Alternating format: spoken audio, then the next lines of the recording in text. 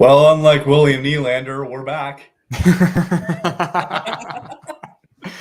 Perfect timing for that. I know, just a little jab to start. Welcome back, everybody. It's your host, Kyle, along with Peter here, the Sticks and Six. And I believe Alex is probably joining us soon as well, one of our other hosts from Sticks and Six. As we kind of lied because we said we were going to do it every night. We were kind of feeling off last night. But good news, we're live for the next 7 days in a row, so that's okay.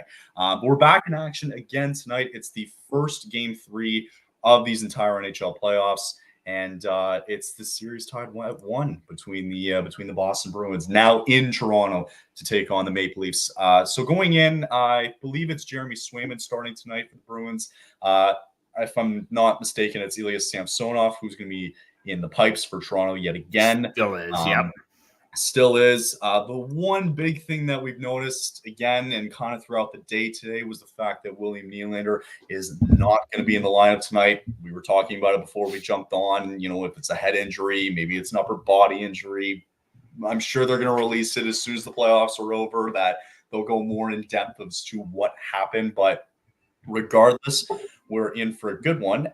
And it's Alex. Alex is here. Hey. So, Alex, I know you got the jersey on. Peter decided to not wear his. Right. Simply because it's the, the curse, I guess? Because I guess he wore it in game 1 and then they lost, and then you didn't wear it in game 2 and they won. So, you're kind of like... I'm doing... Well, it's funny. I've got the exact same reasoning. I didn't wear a jersey game 1.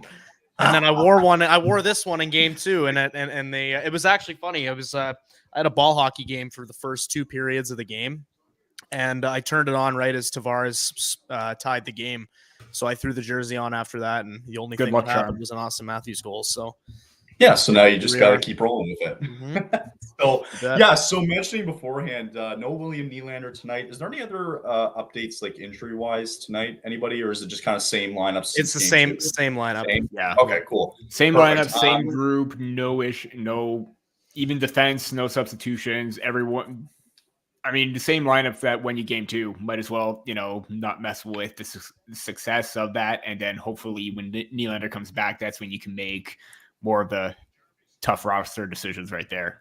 For sure. Dylan's already calling you guys out. Maybe you guys are a little nervous going into tonight. I don't know. No, we have no reason to be nervous about a Leafs and Bruins playoff game. Yeah.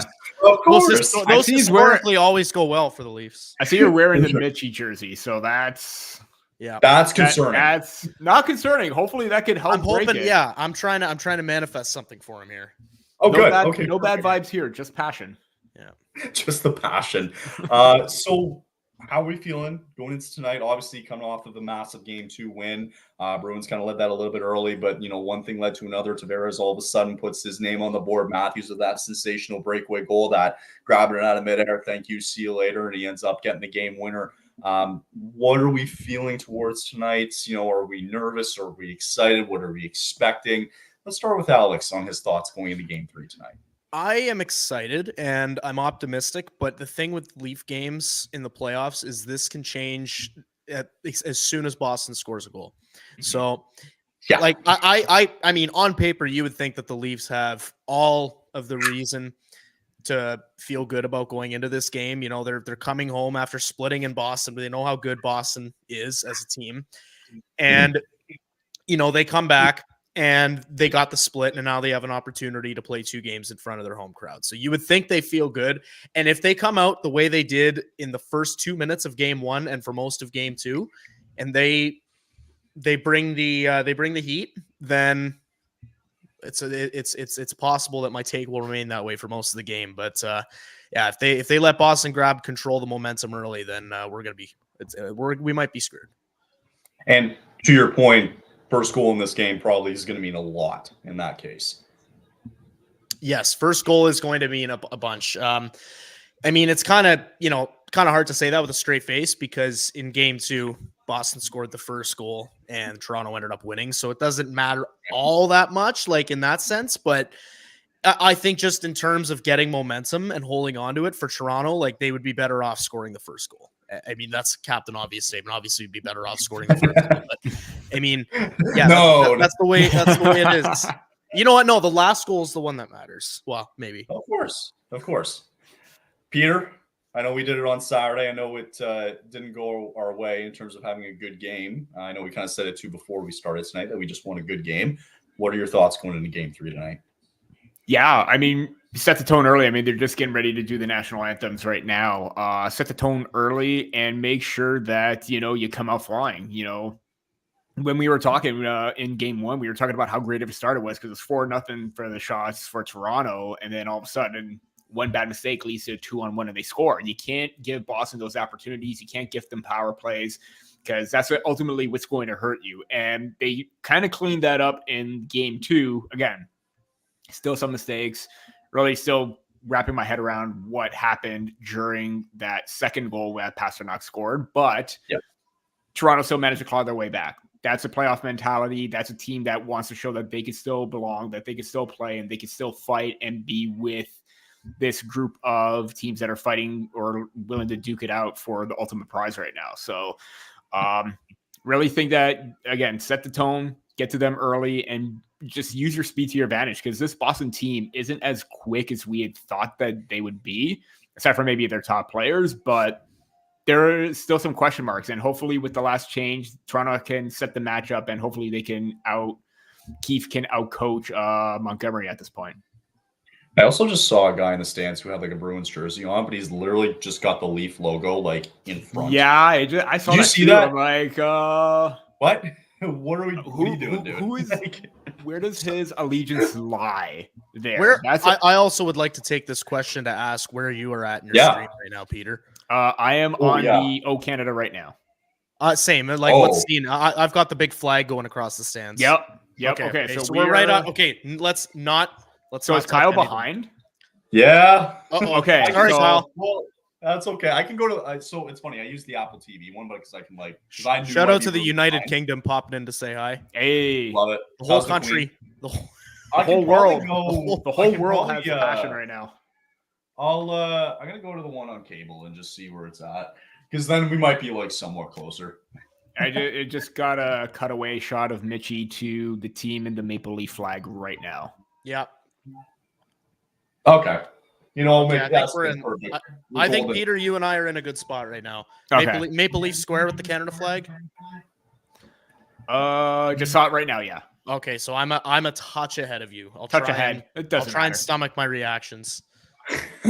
I'll be a touch ahead of you guys, because they just finished it, so I won't spoil anything. I promise. Can we get a GoFundMe? Can we get a GoFundMe to get the streaming rights from Sportsnet? Yeah. Let's just buy them. Actually, there was news today. I don't know if you guys saw with Amazon. Yeah. Mm-hmm. So correct me if I'm wrong, but they're doing Mondays starting the next year. They're doing every Monday is going to be through Amazon in Canada only, right? Mm-hmm. How do we feel about that? I am probably not the one to talk about this because I haven't really looked into it all that much. I don't know if you have something there, Peter.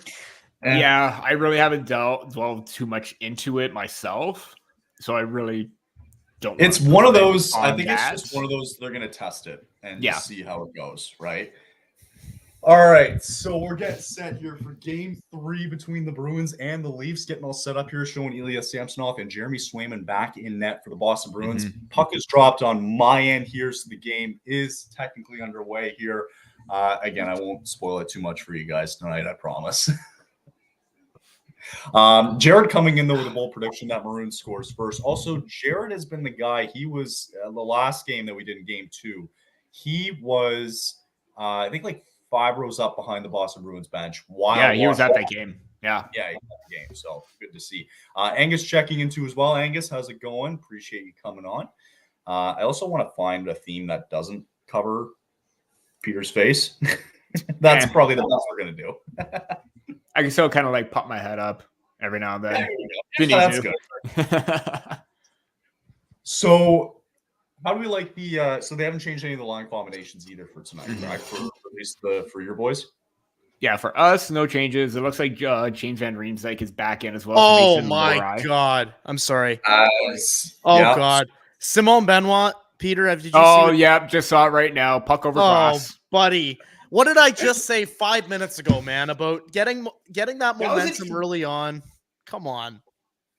So it's Benoit who flicks it over the glass, and all of a sudden, you have all the time in the world to just like shoot it off the boards, dude.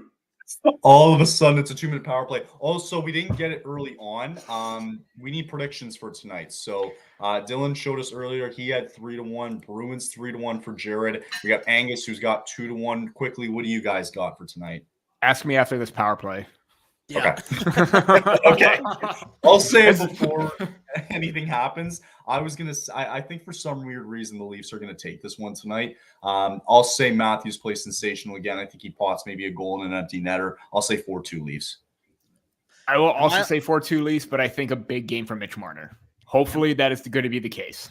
Am I allowed to do a player prop for my prediction instead of a final score? Absolutely. Okay. I'm feeling a Matthew Nyes goal tonight. Yeah. I think I'm piggybacking off of what Forbes said earlier today. Peter, on the pod. Remember? Yeah, we recorded earlier today, and Forbes said, you know what, I'm feeling a Matthew Nyes talk. So I'm going to put that into the universe. Do you think Robertson becomes a contributing factor at some point here? Next year. I don't think in these playoffs. Yeah. Okay. In terms of like finding the back of the net in this game, possibly because he's had some good looks on the third line. I know he got robbed by Olmark last game. Hopefully he could find the back of the net, and Maple Leafs could use as much secondary scoring as possible. Gotcha. Well, you know what? It sucks early on, right? Because like clearly is it just me for Benoit, or is that nerves? I think it has to be nerves. But then again, you had 2 games already. He looked kind of okay in the first 2 games. Really shouldn't be a factor this time around, but it's tough early on just because now all of a sudden the Bruins get to settle in right as the game starts, right? That's something you really don't want. So, but then on the other side of it, hey, you can kill an early power play. You know, there's some momentum on your side. Exactly, yeah. Duke saying they should just eject Benoit already. But that's the thing too. Like Benoit has never been one of those guys that will take a penalty like that. Like if he was like very like if it was because he was aggressive.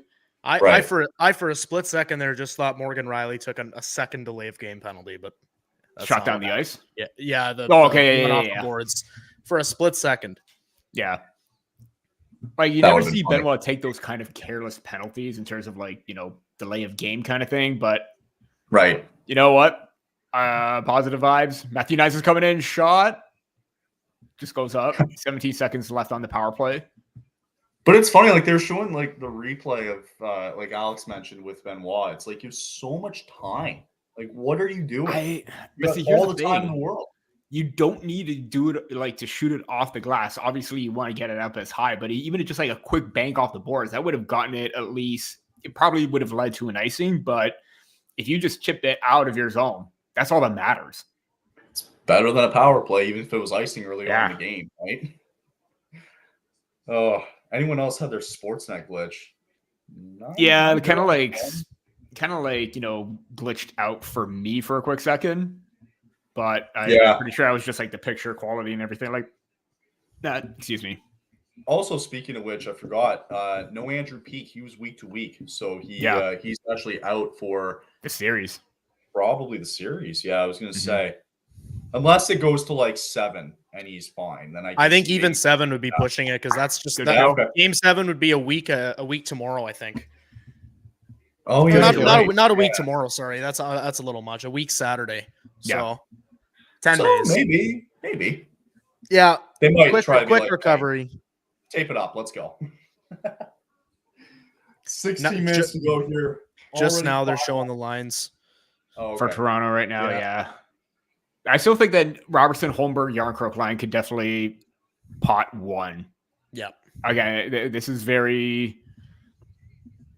I don't want to say like an early prediction, but they've had good looks, and I think they're due for 1 at this point. I think Pontus Holmberg is. I think Pontus Holmberg could have a playoff goal. I think Nikita Gudbyankin could have a playoff goal. Oh, little Ryan Reeves in the scrum action. What are the odds that Reeves fights Maroon in this series? I mean, if they're on the ice right now, do it. Do it right now. Do it. Just do it. Just drop them right now. I wish we could like insert like GIFs into these. Like, just get the Shia LaBeouf Nike. Do it. Just do it. Just open up another tab. We'll just bring up all the memes. Yeah. Because we were talking about it on Saturday, and I'm like, they look like they're probably going to go at one point. I hope so. I mean, you got to get a fight in at one point. Yeah, totally. Shots are already 5-1 for the Bruins here, 16:26 to go. I will say this. I even got like natural stat trick up. I believe most of those shots came. Yeah, only one of those shots was at 5-on-5. So 4 of them were on the power play. And, Boston's going to take as many shots as they can, given how, lethal they can be. But good on Toronto for not giving them anything. And even when it went towards the net, they tied up very well and boxed players out. So, right. Good start, but now it's time to get to work. Ouch. Tyler Witherspoon down on the ice here early on. Here. Yeah. That went off the foot. Oh, to the foot. Okay, I thought it was his knee. I thought it was his face. How did none of us know where he got hit with the puck? Here we go. I'll tell you guys in a sec. No, it was like the left side of his knee. Oof. And he just got called up too. So if you're down another defenseman, you're already down peak last game. If you're going to be down Witherspoon right now, that's tough. It might be the right side. Oh, no, that was left side of his right knee. I think it was the outside of his left knee. Yeah. There you go. Or no, I think it was the right side. Yeah. That hurts. And that wasn't just like a quick wrist shot. He wind up for that. Yeah, exactly. Oh, yeah, that's a tough area. Guys still on Witherspoon. Yeah, what are your thoughts? I guess Witherspoon taking over Andrew Peeke. How do you think he's going to perform? I mean, you brought in Andrew Peeke for the reason to be a defensive stalwart, but, Witherspoon looks like he's a guy that can probably maintain that spot and hold it down for the time being. But again, really has been in and out of the lineup himself. So for sure, we'll see what can happen there. But I will say this: that was a good shot by Edmondson. You had that opportunity, get that opportunity, and get the puck on net as best as possible. Really, it looked like it was set up pretty well. Go ahead, Alex. Mm-hmm. I was just gonna say I was about to break my microphone if Joel Edmondson scored there. That would have been wild. I did the Tim Hortons. Again, good on Liljegren for not taking a penalty there, driving wide, and he still kept his man to the outside. Nice. And I'm going to be a touch ahead of you guys, but I'm letting you know that the Bruins are going to the penalty box here. I just saw that right there. Heinen on Yarncroke? No, Lori. It's going to be cross-checking, I believe, on Tyler Bertuzzi. The call-ups. Not looking good for the call-ups. Lori going to the box, 2-minute power play coming up as they get their top unit right back out there. Matthews in his usual spot. Yeah, Kyle, I think you and I are in the same spot in the game right now. I think now I'm behind. I don't know how that happened, but... Well, if I switch back to Apple, I'm going to be behind you guys. I will try my best not to celebrate or react negatively if anything happens here, Peter. I mean, it's a power play, so it could either be a goal we all pause or a goal against. Can we all pause it, at some point? Or could you guys have the ability I will say the next that? Commercial break, whenever the first commercial break is, I think we stop and try to sync up. Got it. Love it. I don't want to mess with anything mid-game. No, it's good. I'm good with that. So good deflection in front by Burt. What do you need to see on your guys' side here? What do you need to see? Good. Crash the net. Get those chances. I think we're already seeing it right now. Being very aggressive, tacking down low, not being, and knowing Mitch Marner, how we could not necessarily complain, but talk about him being a perimeter player. Get pucks into the middle, pepper him. Because Swayman was actually battling right down low and he was struggling a bit. So get those opportunities. Riley there, Matthews. Yeah, I was going to say that power play is pretty much just answered your question of what I want to see from this power play. That was a good start. Not too they weren't patient, they were quick, and they got Boston out of position. That's all that matters. It's got to be the quick set up 1, 2, 3, go. It's got to be very efficient, right? And you can't take your time, conservatively wait for the right shot. And the Bruins have been able to do that. A lot. At least I saw in game 1, but quick turnover. Bruins had a really good chance, shorthanded coming up, Peter. Oh God. Was that a Marner turnover? I don't know if Alex saw it or. Oh, I don't know whose turnover that was, but that was not good. Danelle checking in. Good save. Good save. That just trickled wide though. I don't know who turned over that puck, but yikes. I think it was whoever tried. I think that was Marner. Yeah, the camera's focusing on him. They were showing That's not him. usually a good look. And they'll show it on the replay probably too. And that's the problem with Marner too. He get a little overzealous with his decision making, and that cannot be a good thing. For sure. I'm already seeing Duke say, "What the hell, Marner?" So maybe when you look at this second power play unit, is there a guy that you want to see or a guy you would rather replace on this line in your eyes, or no? Do you like the kind of lineup that they have here on their second power play unit? For what they have, I think it's still a good setup. I mean, you got Nyes as your net front guy, Domi to be the physical player to get in there, battle for the puck. Yarncroke playing the bumper is doing a really good job right there. And that really was a reason why I just said Yarncroke is good in the bumper spot. He just missed the handle. But, you have some good pieces right there. I think when Nylander comes back, he's going to take over the top spot and Bertuzzi bumps back down. But if you asked me like a month ago, I would have said I want John Tavares on the second unit and Bertuzzi on the top one. But Tavares has been money lately on the power play. He's getting it back. So especially on the face-off. Yeah, go ahead. I was about to say face-off and the bumper spot as well. Yeah, Marner lost control of that. Jeez. Marner lost control of that. It looked like maybe a stick got in the way. Okay, I'm at the commercial break. I'm going to... Oh, yeah, me too. Sure. Yeah. I'm going to go... okay, I'm still on I just got to the Stanley Cup playoff logo, and I am in commercial right now with some guy looking at his phone. Oh, it's this commercial. Yeah. Okay. So I'm at the money commercial where everyone looks at each other and then they're like, oh, this person's more wealthy. This person is even more wealthier. I'm just getting to commercial now. Okay, so I will pause until Kyle gets back. Yeah, so they're just talking around the table. I'm at the Rogers commercial right now. Okay, so you need to stop. I'm at Beyond Expectations for the Rogers one. Beyond Excitement. I'm at the Rogers one right now. Maybe you're a few seconds ahead of me, Alex. I'm on the Bet365 one now. Okay, pause it. Okay. So Bet365. Okay. I am on 365 right now too. Okay, I'll let you guys know.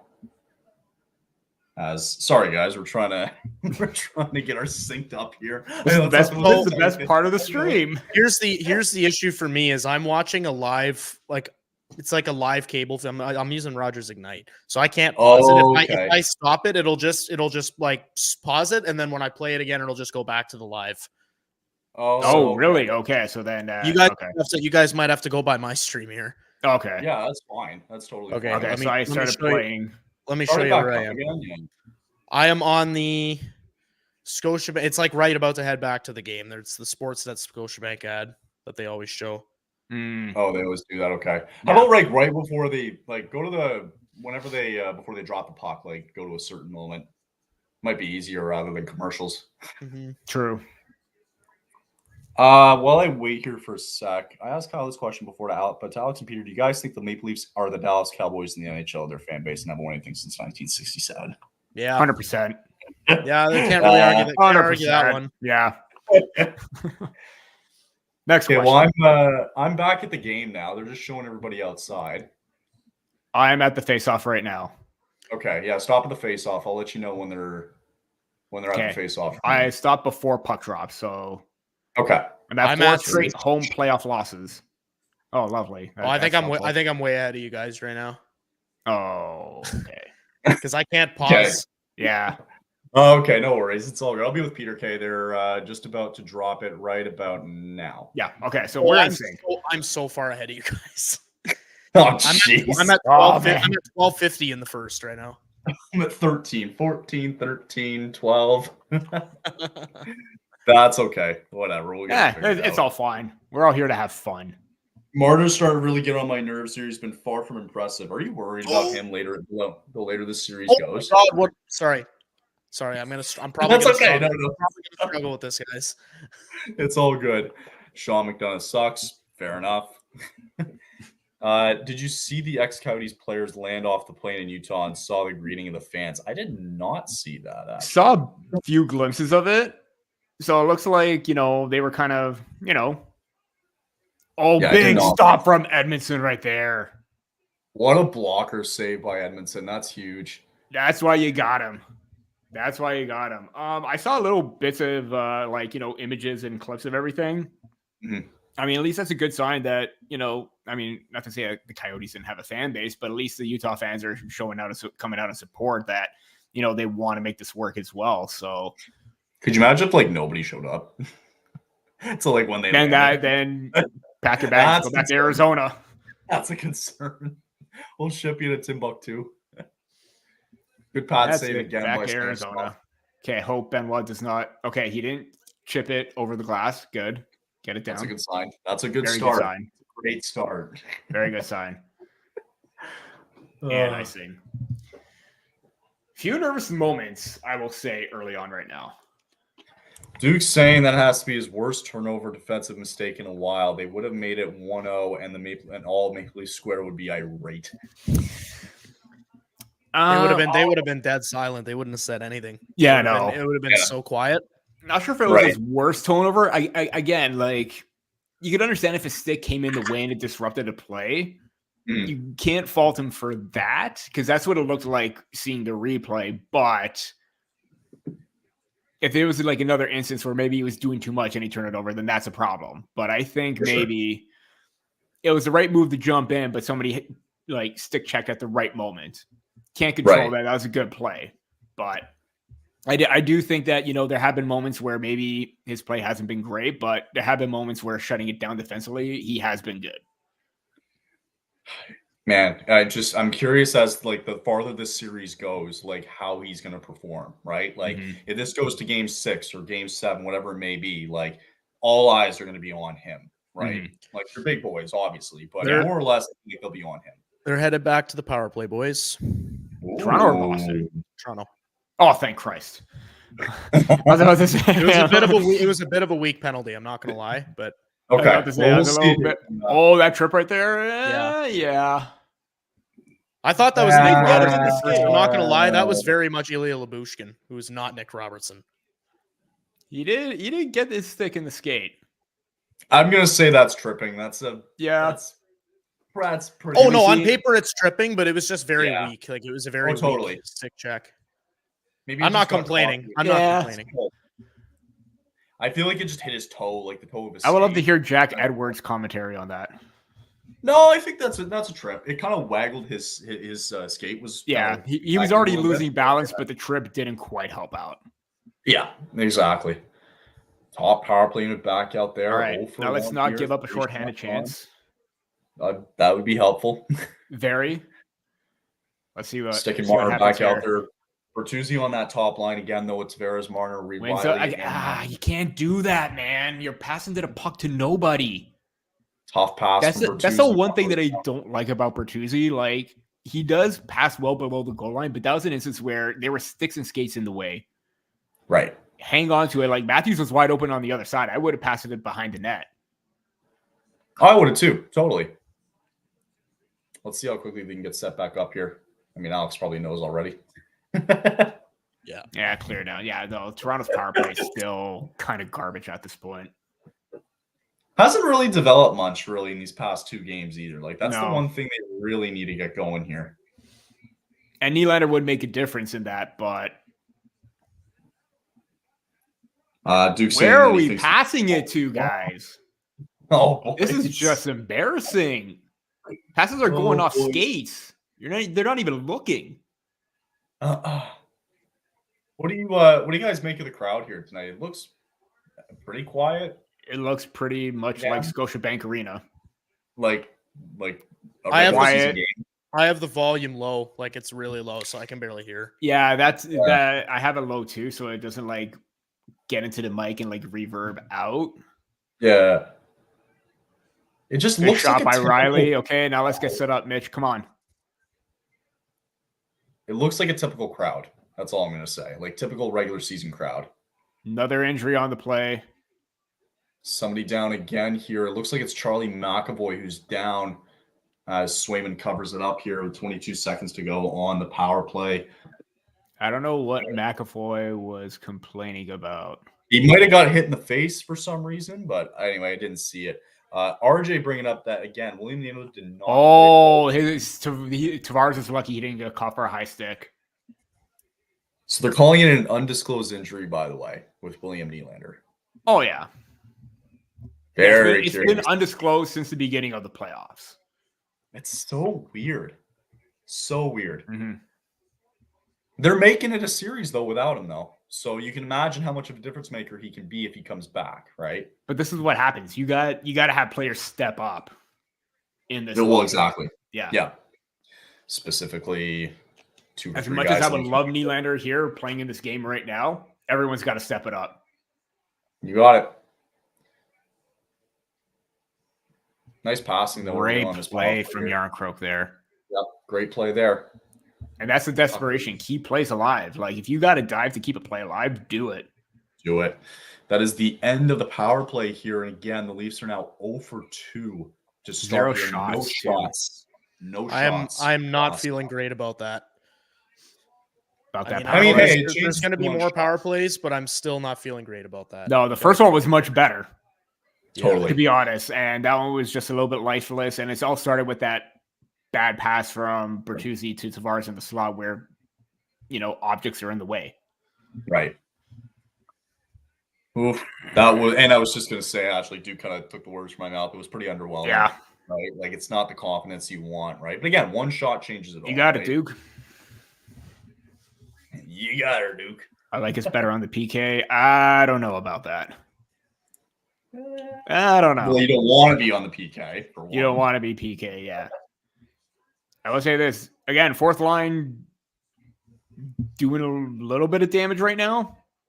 That was offside. Yeah.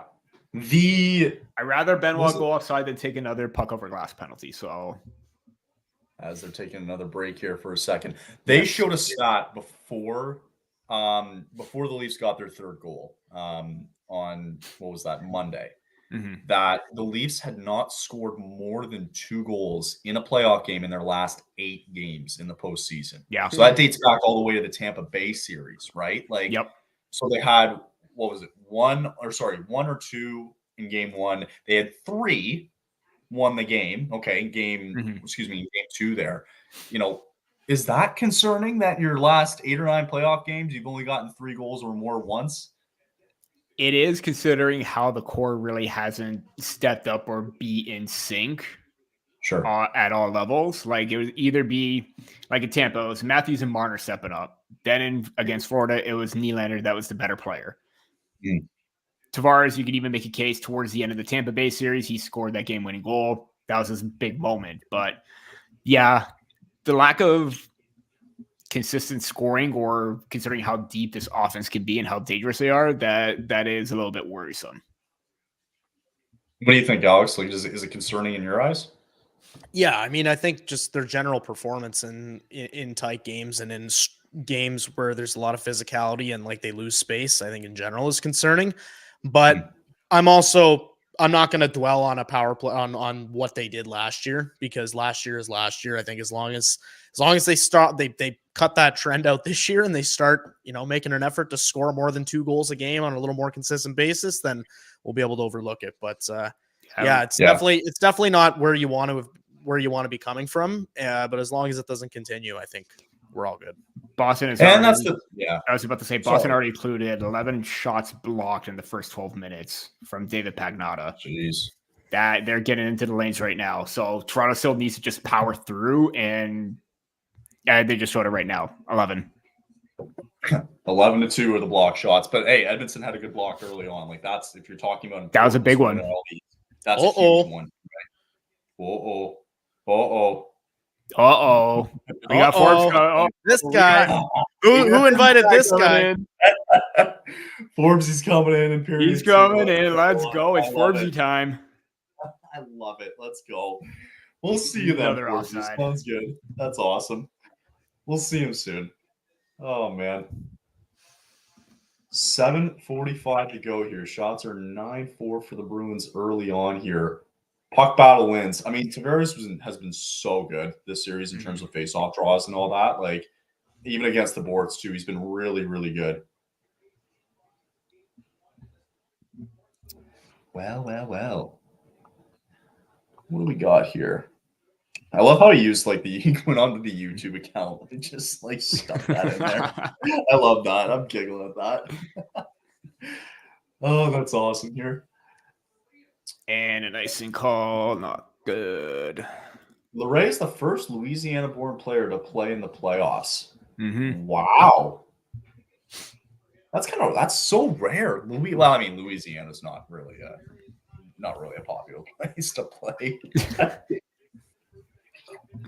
I will say this.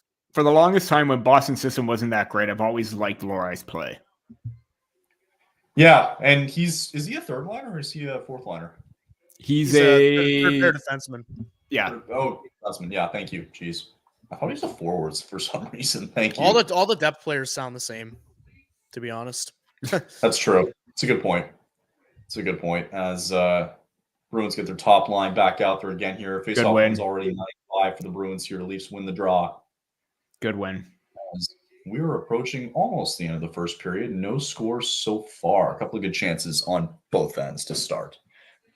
Excuse me. Yeah, and crashed the net. Good job. I was just going to say, I can definitely hear somebody's TV. It's probably mine. Is mine still a little bit too loud? I don't know. I don't know. My mic picks up a lot. Like it even picked up a bird like last week when I was recording, and I was like, God damn it. The bird, not the bird. It's the bird giving it bird just making life miserable for Marchand. That's what you want to see without taking a penalty. So like if you lived like close to the 401 or close to one of the 400 series highways, you'd pick that up too. Oh God. All the traffic and all hockey going on. Oh my God! Don't even get me started. Right, a good shot, but it's right at the crest. He didn't have anything. Swinging looking good early on here. Yeah. Domi's played well. I mean, hey, it was a good goal that he had there in game 2, and he's picking it up here in game 3. Just crashed the net. Whether Swayman or Allmark, crashed the net. Do you think that's the key for both? Yeah, I think so. Because I think I can't remember what like Swayman's stats were the regular season for like high danger goals against. I'm gonna try. I already got natural stat trick up, so I could even definitely take a look at that. What's it called? Natural stat trick? Natural stat trick. So it's like advanced analytics or like underlying numbers. Oh, okay. I've never heard of that one before. I just use Cap Friendly for contracts, and that's about it. Cap Friendly is usually my go-to. 5:22 to go here. Still early on. Another block shot. Broken stick there from Witherspoon. Puck goes out the other way here. It's Nick Robertson. Loses it. Tries to pick it back up here and brings it all the way back here with 5:10 to go here. As the Leafs are winning the puck possession battle early on here in this one. Pretty even, though, somewhat to start. I think it's been pretty – I don't know if anybody's necessarily been winning the period so far, but I think it's been pretty back and forth. It's been good pace. Back and forth, good pace to it. And that's correct. Yeah, it's definitely been a good pace as well. What's interesting it's interesting that Boston had 2 shots taken away from them, and they're now back at 7 as opposed to 9. Oh yeah, I noticed that. That's right. I thought they were at 8. I swear I thought they were at 8 a second ago. That's what I thought too. So they were having, and I hate it when this is just a pet peeve of mine. I hate it when there's like a broken stick. I know it's away from the play, but man, I hate it when something's down on the ice and it could eventually be a factor in a goal where it bounces back and then someone takes advantage of that. I really hate that. For sure. Just to remind everybody too, Golden Knights and Stars play at 9:30 tonight. Kings and Oilers will play game 2. So game 2 of those series play 9:30 and 10 o'clock respectively. Tomorrow night. Oh, yeah, that should have been a penalty on Marchand, but whatever. Yeah, seeing that now. A little bit high. I don't know if it was the elbow, but still, it's pretty right to the face. Not something you want to see as Marchand smirking. As they caught him smirking. As they catch him smirking right before the break. That's amazing. But also, too, just want to let everybody know that we'll have Game 3 tomorrow night between the Panthers and the Lightning here on THPN. Friday, you'll catch Dylan. Finally. Calling him out. That's okay. He's been busy, but I give him credit. He's called out in the chat. Dylan, where are you?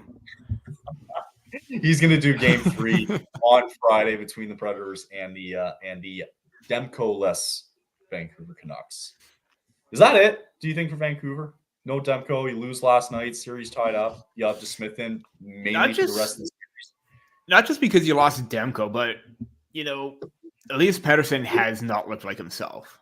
Everybody was hard. That is a big concern for like one of your top players, your top centerman right there. If he ain't clicking and if he's making those kind of bad decisions, that's gonna spell bad for Vancouver, because I took Nashville to beat Vancouver, and overall I think just their play probably could take advantage of that. But now with Demko out and Pettersson not being himself, right, that is not a good sign if you're Vancouver.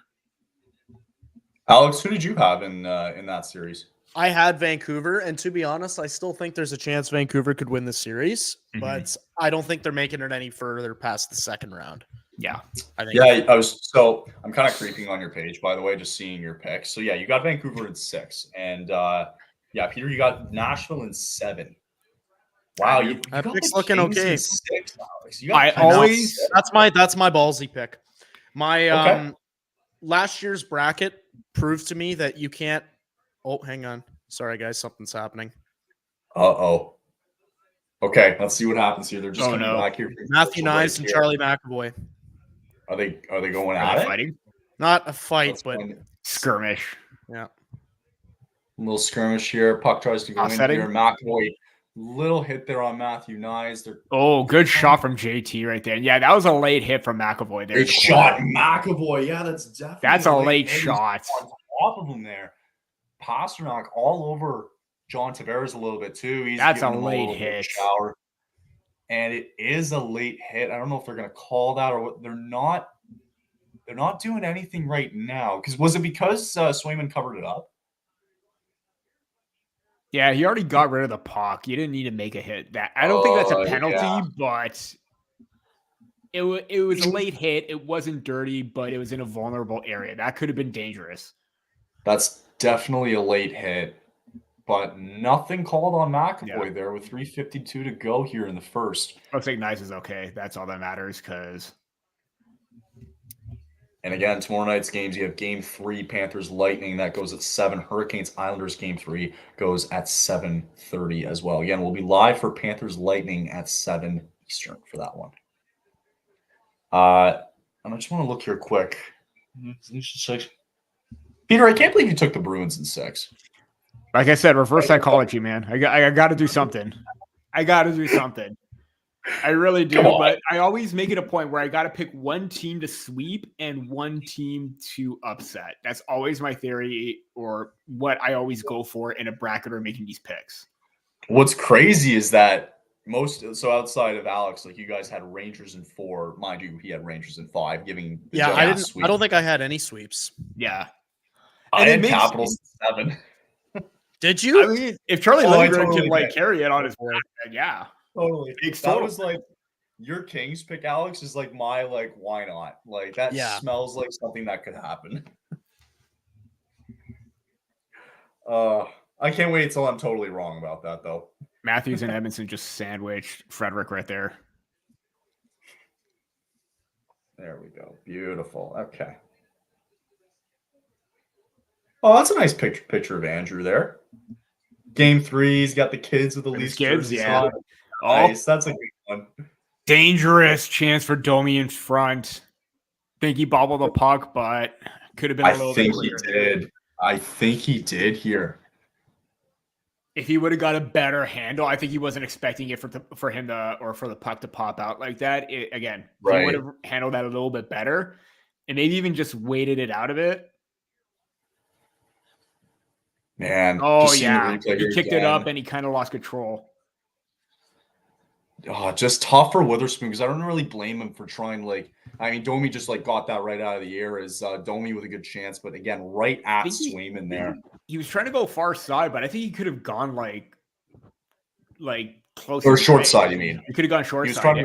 He went far side, but he could have gone short. Yeah. Right. Sorry, that's what I meant. I probably didn't. Okay. Probably turning into Ricky right now. I can't understand or formulate words into sentences right now. My brain's short circulating, Peter. My brain's short circulating. Gotta love trailer park references. Have you guys watched? Do you watch Shoresy at all? Have you seen it? I saw that new clip for the promo. It's just 98. Get Bedard off your back. I've got to tell you a funny story at the break about Terry Ryan that I saw yesterday. Oh, boys, keep your eye out for a monstrous Ryan Reeves hit. We're gonna see it here. Bring it in here. I'm looking for Reeves. Reeves. Don't see him yet. Bruins with the puck here, trying to break it up the ice here. Pasta, there you go. Lay him down. Pasta with it, and Pastrnak gets laid down. Keep your head up, Pasta. Good hit. Oh, and there it is again. Back to back. Another good one. And then Ryan Reeves with a huge hit on Pastrnak. Or no, I think that was Zacha. Excuse me. Yeah, the second time it was Zacha. Huge hits. Yo, let's go. Reeves on Zacha again. Hence why you brought Reeves into this lineup. You wanted to bring up the momentum, and you got it. Really good hit there for Ryan Reeves here with 1:20 to go here in the first. Revo just went absolutely beast mode on that shift. It's amazing what makes guys click. All of a sudden, he's like, yeah, I'm going to go out there and truck this guy now. Man. So there was the initial hit, which was on Pastrnak, which kind of lost right there a little bit. Oh, no, wait. That was no, that was Benoit on the first one. Benoit on the first one. Yeah. Benoit on Pastrnak, and then there's Reeves on Pastrnak and Zacha. Ryan Reeves right on Pavel Zacha. Oh, my goodness. Icing went obviously down the other way, and the Bruins pick it up and come right back down here with about 1 minute to go here in our first period of Game 3 between the Bruins and the Leafs. No score. I'm sorry. I don't think I've ever been more hyped up than that sequence from Ryan Reeves right there. Well, that's one way to turn the momentum around. But then again, it didn't really seem to phase the Bruins because all of a sudden they come right back the other way and they're getting some chances here late here in the first. 40 seconds to go. What's interesting right now is Keefe is supposed to be winning the matchup right now, but now the Matthews line is getting hemmed in. That's the problem, right? And, all of a sudden. And again, Mitch, why? I'm getting fed up of Mitch Marner with these one-handed fans with the stick. Get it out. 2 hands on the stick, man. It's what we all learned when we were young, man. 2 hands on the stick, on the ice, and just get it out. In that instance there, at least. Finally get it out. Boys, I was sweating buckets that entire period that they were going to allow a goal in the last minute there, but they didn't. All good there, as that is it. Another late hit there for Witherspoon. A little bit of a skirmish here at the end here. And that's going to do it for the first period. No score, a couple of chances early on, a couple of big hits, a couple of penalties, nothing to come of it. But we'll see what happens here in the second. So, boys, what do we think here after one? I think that's a fine period. I have no qualms about that period, to be honest. I expect the Leafs to come out and look good, but I don't expect them to come out and outright dominate Boston every night because Boston's just a good team. But I like the period so far. I think the pace has been steady. I think they're clearly showing the Bruins that they're not scared of them physically, which is a nice continuation of the last couple of games. And they've had their chances, just Swayman's being Swayman again. So they got to find a way to crack the code. Peter, thoughts? Yeah. For me, the power play, it's still a bit of a concern right now. And even seeing the play of Mitch Marner, aside from one or two sequences on the power play, I still have not been a big fan. I want him to have a big game today. I saw nothing that suggests otherwise that he could. Obviously, still time for him to turn things around, but some sloppy plays, those one-handed clearing attempts, you can't keep doing that, man. I want him to play well. That's just not going to work in the playoffs.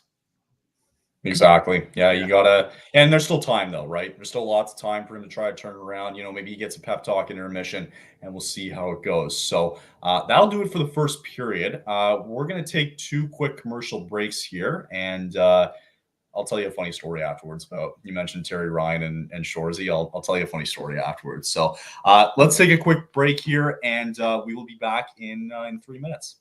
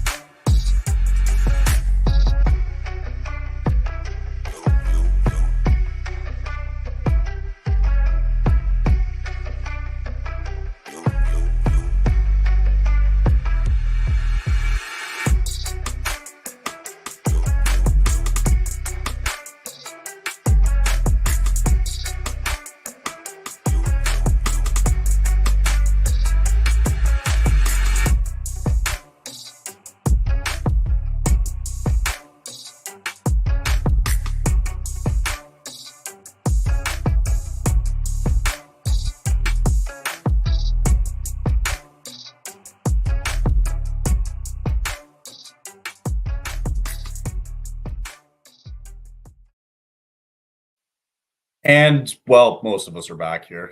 And welcome back here. First intermission. We'll give Peter a second here. Alex is just going to run out and do something. He'll be back at the beginning of the second period. We'll give him some time to come back. We got Peter back here. Again, Alex is just taking some time here.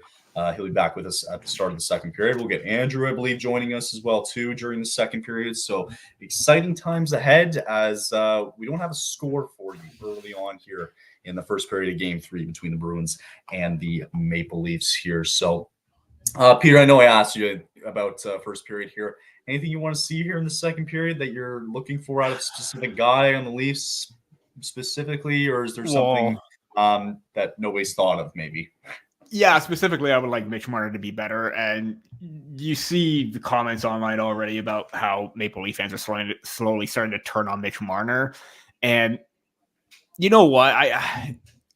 If he's able to bounce back and like play with some intensity and play with some, passion, so to speak, when he's on his game, he's one of the best wingers in the game. Like, there's no doubt about that. Like, when he's confident and he's in control of the play, that's when he's at his best. Haven't quite seen that at all in the series. And tonight, you saw it looked like maybe things are going well because he was moving the puck well on the power play. But after that first instance and when that turnover happened, maybe he's getting into his own head. I don't know. Maybe he's feeling it. Maybe he's feeling the pressure. But you know what? You're getting paid that kind of money. You're a point per game player in your career. You're one of the top elite players. You got to put that behind you and you got to play well. And haven't quite seen that at all in this game. Kind of feel like it was a perfect opportunity. You're not seeing it right now. I mean, he's leading ice time tonight. He wants to, he's just trying to get those important minutes and those important opportunities because with power play, penalty kill, he could do it all. But when he's doing those one-handed flybys, on that clearing attempt, when he easily could have just chipped the puck out instead of flying by and then turning back around, that is not Mitch Marner. That is not the Marner that we have seen in the past and a player that can dominate. And they're probably talking about him here at the intermission too. Is why they showed it and highlighted him as well, getting the most minutes. It's funny. I don't know if it's tended on purpose because you obviously had Marner 2 minutes above more than Matthews. And sometimes this is just the way it works, right? Guy just happened to, Marner just so happened to, as he's making some stupid things to pre-game warm up here, where he had his stick all the way down around, whatever. Yeah. That kind of stuff isn't going to help you in the game, but I don't know if it's intended that he has more minutes, but maybe it's a subtle sign too, right? From Sheldon Keefe being the fans are calling you out. You've been having the faith in him. Yeah.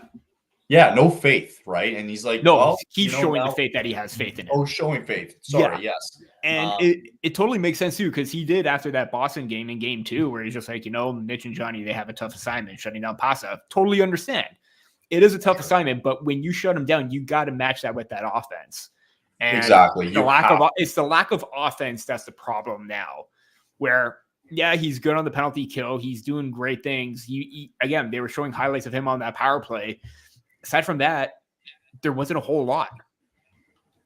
For sure. Yeah, it's going to be interesting to watch him further here going in the second coming up. But I figure we got some time here a little bit.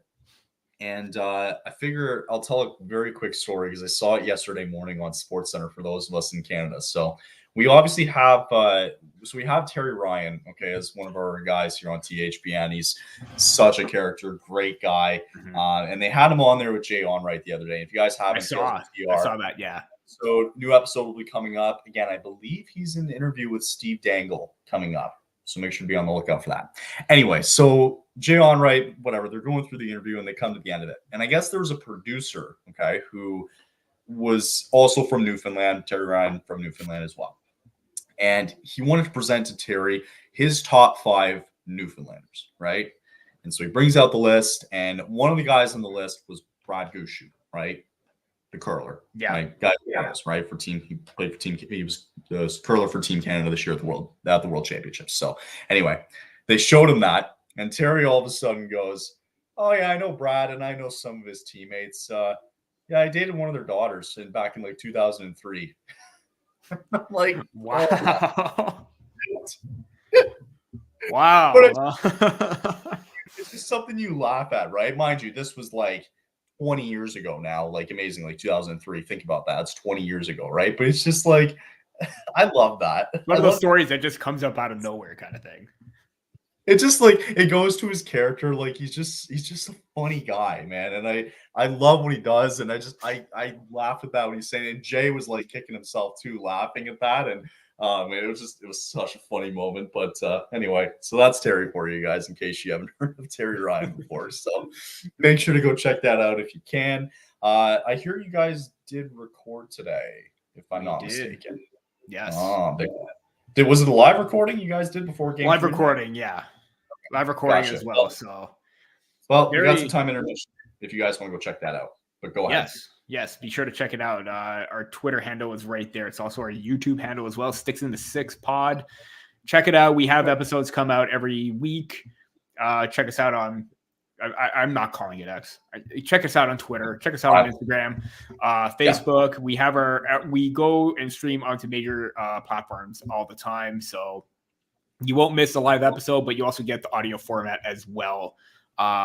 The following day, it tried to get it out a little bit earlier today because of the pregame, but we are very on top of things right now. For sure. Nice. Yeah, and I imagine you guys will be all over it the rest of the way during this series. So game 4 will be Saturday? Saturday. Thank you. Okay. So game 4 will be Saturday. Just to give you guys an idea of what's coming up here. Again, we have tomorrow night, myself and Neil will be back on. I don't think we've really decided yet. We don't know what game we're going to do. I know I said we're going to do Lightning Panthers, but we might switch it last minute and do Hurricanes Islanders just because. But anyway, myself. Because of the chaos. Why not, right?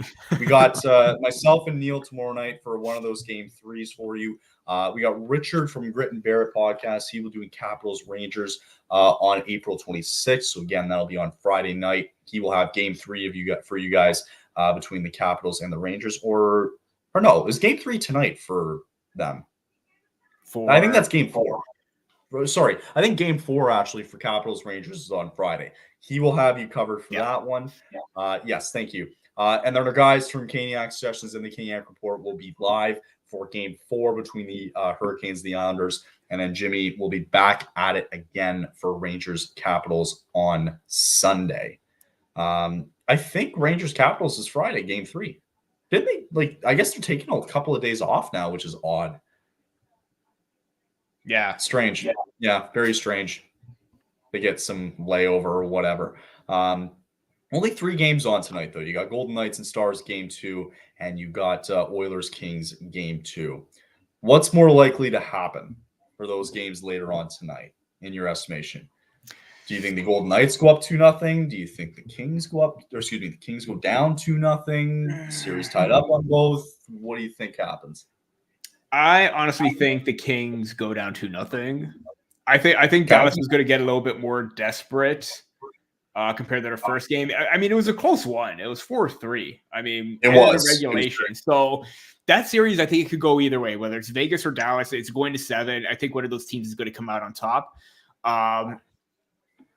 I don't know. I just feel like there's some question marks for me with Vegas and Dallas with their goaltending. Jake Ottinger really hasn't quite been himself, but the tandem of Logan Thompson, Aiden Hill really haven't quite been Stanley Cup level like it was last year. So it's going to come down to that and who could keep the last goal out at this point, because that's basically what happened last game. Right. I do think Edmonton going up 2-0 on LA is more likely. I think Dallas definitely can make it interesting if they win tonight, but it's got to be a must-win for them, hypothetically. I don't know how the Kings get back in this series if they go down 2-0. I don't know. I don't think that's – I don't know, man. Their only shot really is, you have to win these games at home if you're LA. And your shot to get back in this series, you have to win tonight, it feels like. Tonight feels like a must-win for the Kings, or this series could be over just like that. So – we'll see what happens there. It is the only stream happening tonight. We'll make sure we might even have 2 streams on Friday. But tomorrow, again, myself and Neil will be back in action tomorrow. And Dylan, actually, I mentioned I didn't even mention this, but so we have Capitals Rangers Friday. That'll be game 3. And we'll also have Predators and Canucks game 3 on Friday as well. Dylan will be doing that one early. I think that's an early game on Friday at 7:30. So we'll actually have 2 streams going on simultaneously on Friday. So I am so curious to see what happens with the Canucks now that they don't have Demko. It's funny because they said that he might be gone for the series. He might not. I thought I heard most likely. Yeah, for the series. So he clearly fought through game 1 and he played very well.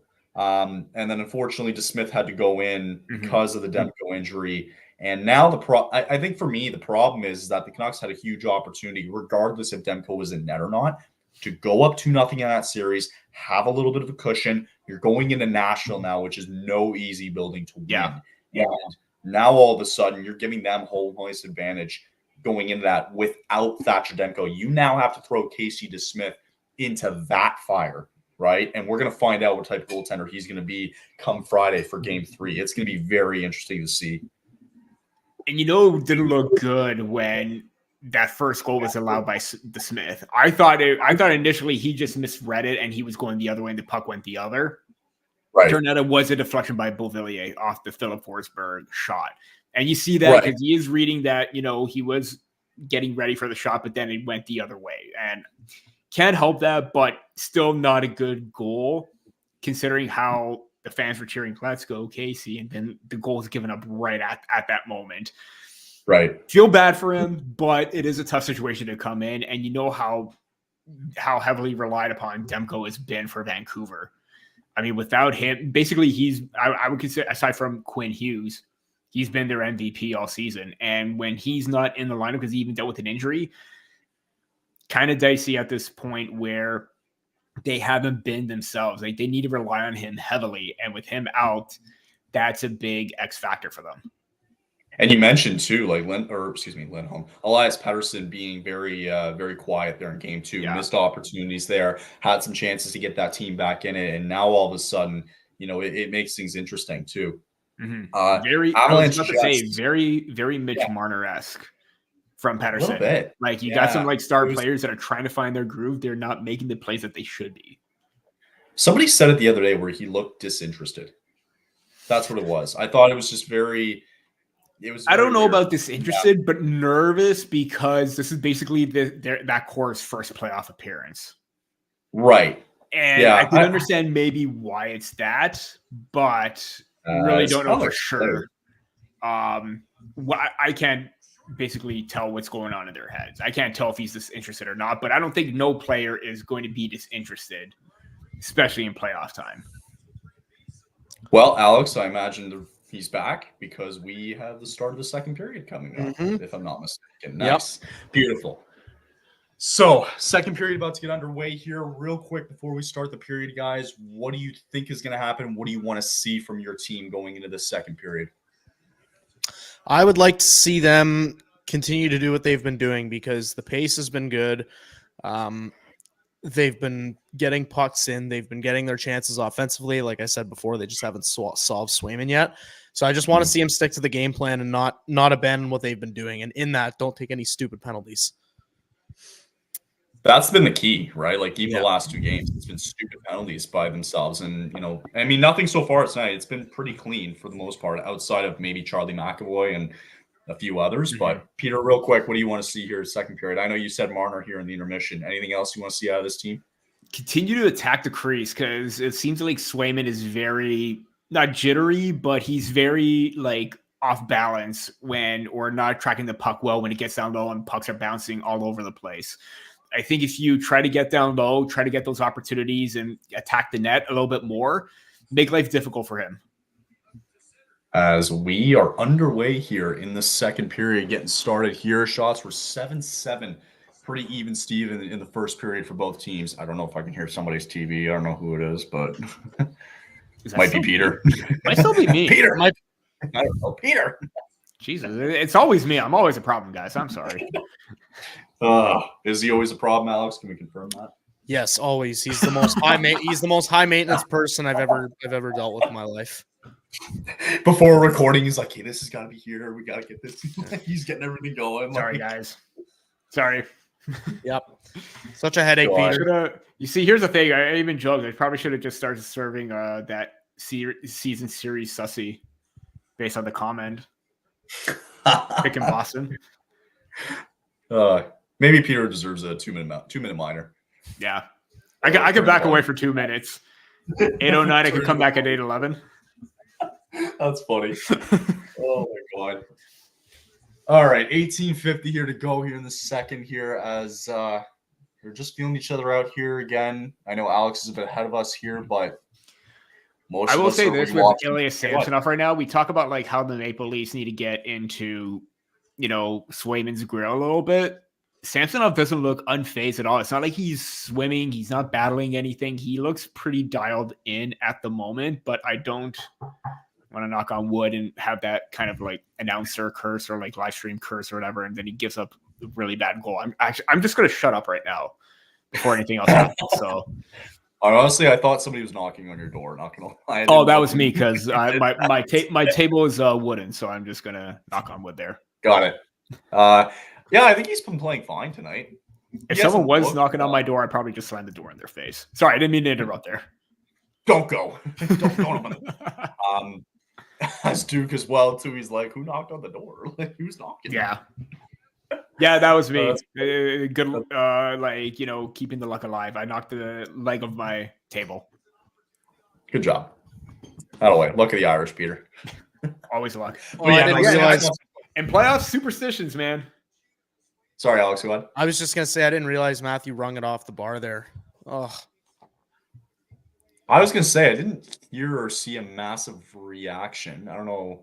I mean, maybe we'll see it here. I don't know how far behind we are here. It is 17-18 for me. Okay, so they definitely. Far post. Far post here. What is that? 24 of the season for Matthews in post and crossbar. 25. Yeah, I'm at 17-18. 17-19. Is that where you are at, Alex? I'm at 16:57 right now, so I'm still pretty ahead of you. Jesus! Okay. Wow, you're far ahead. Holy smokes! Jesus! Oh my god, that wasn't good. Uh-oh, did you mess up your TV? No, it's not a. Sorry, I keep forgetting. I got to be very careful what I say here. Oh, is it a goal against or just? No, it's not. It's not. Oh, okay, it was just a bad play that almost led to a goal against, or not almost, but like could have. Okay. I actually just had flashbacks because I was I don't think I told you. Oh, that pass right there. I don't think I told you. Kyle. Earlier today, I was watching the footage of Peter and I reacting to Game 5 against Florida last year. Just decided to go back and feel some pain, and in that video, I refreshed myself on the Nick Cousins overtime winner, and it looked eerily similar to what I just watched happen right there. With like it started like what looked like an odd man rush, only for like the entire like Leafs team to fall in the offensive zone, and then they have the odd man rush going back. It was eerily similar. I didn't like it. The difference is nothing amounted to anything. Yes. So there's some solace right there. We're laughing. Exactly. We're fine. We got the good vibes though. I'm glad I don't have a dog in this race, or else I'd feel more nervous. Then again, my team's not in the playoffs, so I can't really talk. You know, I can't talk shit. I mean, you still could if you wanted to, but I could, and I might, because every time. Might. Well, I mean, Peter, you've seen it too. Where like I think we did a Flames Leaf game one time this year, and I got like probably 20 text messages afterwards from family members, all Leaf fans, spitting in my face and all that. And I'm like, you know what? That overtime, that game, Nylander got his first ever shorthanded goal. That was a great game. That was a fun one until Toronto blew it. Yeah, because it was like 4-1 at that point, and then it was like 5-4 OT win. 4-1 leads are never safe in Toronto, or when Toronto Duke's plays. Duke's saying, hey, we can theoretically pull a 2013 here. No, let's not. Let's not. Yeah, nobody does want that. Nobody wants it. Nobody wants that. Ooh, collision there, middle of the ice. Nothing there. I think they just didn't see each other there, Pierre. No, I was at a play where I thought it could have ended ugly, and that was kind of ugly with some bad turnovers. Yeah, nothing amounted to anything. Oh, just again, a couple of times today as Samsonov covers it up here, just bad passes, man. Just that are leading to opportunities here. And I still think because of home ice advantage, it is a little bit of nerves, but not home ice advantage. They're on home ice, but like they did not. Well, it is an advantage. It is, yeah. Tonight specifically, they have the advantage because they're on home ice. Absolutely, yeah. But it just seems like they didn't make these kind of passes Monday, kind of Saturday as well.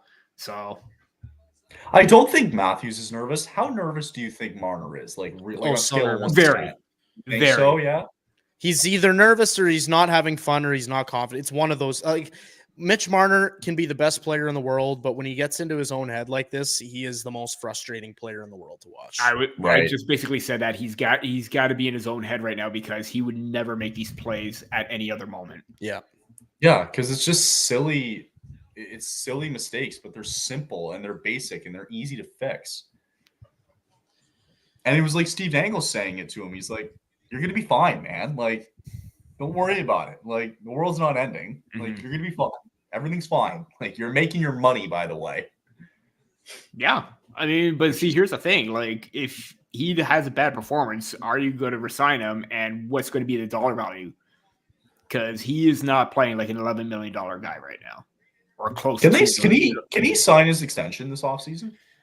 I think because he's going to be a UFA, it's kind of like the Nylander situation. I think he could still sign on July 1st, but I don't anticipate it going smoothly this time. Okay. That's what I'm thinking. I'm thinking the negotiations are going to be a little bit more tense than the first round of negotiations with Marner. Peter, I think I can still hear your TV. There is absolutely no way. I am on zero. Okay, so I am on zero right now. So if you hear a TV, that is... There's a chance it might be mine, but I'm playing it off my phone. So there's Forbes. Look who it Forbes is. He's here. I think did I just bump Peter off the screen there? This guy just walks in like he owns the place. Buddy, I make an entrance every time, boys. I make an entrance every time. It's okay. We just discussed how I'm high maintenance and everything like that. So I totally deserve that. This totally makes up for that suspension that I should be serving. Yeah, the little first round sussy for picking Boston in 6. I had to bring that up again. How's Andrew doing? Oh, doing great. Had the kids and we're at the in-laws for some dinner, so figured I got the kids both in Leaf jerseys today, so that's a plus. Saw that. That was absolutely awesome. Yeah. Awesome. I talked my son and I told Oakley that he's got 2 in his closet. I think one fits his sister now, so he's like, oh, let's all throw our jerseys on. So that's why I got the Matthews with the Borje Salming commemorative patch going today. Nice. So I feel like we got another Matthews tuck coming tonight. Oh, Forbes, yeah, he's feeling it. Forbes, I can't lie. I totally ripped your Knives prediction from you. They were asking for predictions on the game, and I hate giving game predictions. Like, I hate predicting Leaf games, so I asked if I could do a player prop instead, and I said Matthew Knies goal. Beautiful. Inspired me. Hey, he inspired me. I love it. We all got to jump on this Matthew Knies train. Hit DraftKings. Drop the bet. Speaking of Knies, is he not on the second line with Tavares and Marner? It looks like Robbo's getting an opportunity. Yeah, maybe. Yeah, I think Knies has been pushed around a little bit, and at the end of the first there, I think that McAvoy hit. Yeah, he was taken out by McAvoy there in the corner. A little bit of a late hit, but everything goes in playoffs, boys. Yeah. I was about to say it wasn't a dirty hit, but it was late and it could have been in a dangerous spot. Yeah, I mean, it was right on the borderline of that, kind of 1 steamboat, 2 steamboat type of thing. Mm-hmm. Have you seen most of the game so far, Andrew, or are you just kind of checking in now? No, I crushed my dinner here at the in-laws just so I could get in the living room and turn it on. So I think I missed like the first 4 or 5 minutes of the game, and then I've been watching it ever since. That's awesome. A awesome. little break in intermission and jump back in. So David Alter he just tweeted interesting development during TV timeout. Looks like a Leafs player bumped Swayman and both sides had to be separated. I like it. Bertuzzi. I'm putting money on Bertuzzi. Yeah. Domi. That sounds like Domi. Bert and Marchand have been going at it all series, boys. Yeah. All series. Actually, you know what? I don't know if the penalty is going to come of that, but they just came back from commercial break. They showed Swayman and then they showed Domi. Domi. Let's go. It was Domi. It was Domi. Yep. It was one of the two. It was move. Revo wouldn't do that because he's not a cheap shot artist. But I really do think it was either going to be Domi or Bert, and call it. That's definitely a Ty Domi move right there. Yeah. Totally. He's trying to tell the official he just bumped into him. Like, yeah, okay, buddy. I was thinking with my head down, and just came out of nowhere. I mean, dialed in, man. In his defense, he was looking straight and he was kind of looking down. He didn't see anything, In his defense, veteran move. He got to play it. Oh, that's so stupid of them. Come on, really? Because they could easily call that a penalty, man. But this is where Keith said, Domi's got to watch that line. I know you want to even if it was just a little tap on the pad or whatever, fine. But that could have been a whole lot worse. And if that was a penalty, yes, you already had a couple close calls on the penalty kill. You don't want to do that. So again, tread that line, but don't cross it, because I think he may have crossed it a little bit there. Completely echo that. We're almost halfway through the second here. Shots are pretty low, pretty even, 10-10 here. Hits are pretty even. Everything seems pretty even. It's been a pretty neutral game so far. Yeah, literally. It's been fairly quiet, but when Marner is getting some zone time with Matthews. So Dangle was screaming that Marner needs to get off the line with Matthews. Is he right in saying that? Yeah. No, like even right there, like Mitch Marner on his game has control of that, and he's out of that zone quick. Totally fumbled that and can't do that anymore. Right. Yeah, I'm not gonna lie. I liked seeing your own zone. I liked Keefe putting Marner on the line with Matthews and either Bertuzzi or Domi. He did that a couple times in game 2. And I liked it because from a matchup perspective, it kind of keeps Boston on their toes. But it's at the point where Mitch is so ineffective on the ice, like he's hurting whatever line he goes on. Just like let him try and find chemistry with one line. Don't try and bounce him around like he's going to make a difference right now. Yeah, because the puck is there. He tries to kick it up. And usually if your stick is down and your stick is already ready, you're already scooping that puck up. For sure. I honestly thought for a split second, I think it was Witherspoon who had the puck. I thought he was going to fire it on net while his helmet was off. That would have created a brawl. That would have created a brawl. For a second, it looked like, Hey, what do you guys make of Samsonov shaking his helmet off twice this series now? Is this like the Matt Murray bumping of the post? No, because without his helmet, Duke could get a puck to the face, right? I'm just saying, man. Like Sergei Berezin used to wear that loose chin strap, and it would come off way too often. He did, but I do think that with Samsonov, I think he maybe just likes to head the puck a little bit. Kind of playing a little bit of soccer. But I was gonna say another veteran move, maybe from one of the guys. I don't know. Maybe. Maybe. Can you imagine? Is there a bet on, or like a prop bet on how many times he loses his helmet? Pasta getting a penalty here? He is. Is he? He is. I don't know what for. I am late to this. So either way, I'm happy. Oh yeah, that's a penalty. I'm sorry, Pasta. What are you doing? Where is he here? It was on Yarncroke, he's all over Yarncroke. You know what though?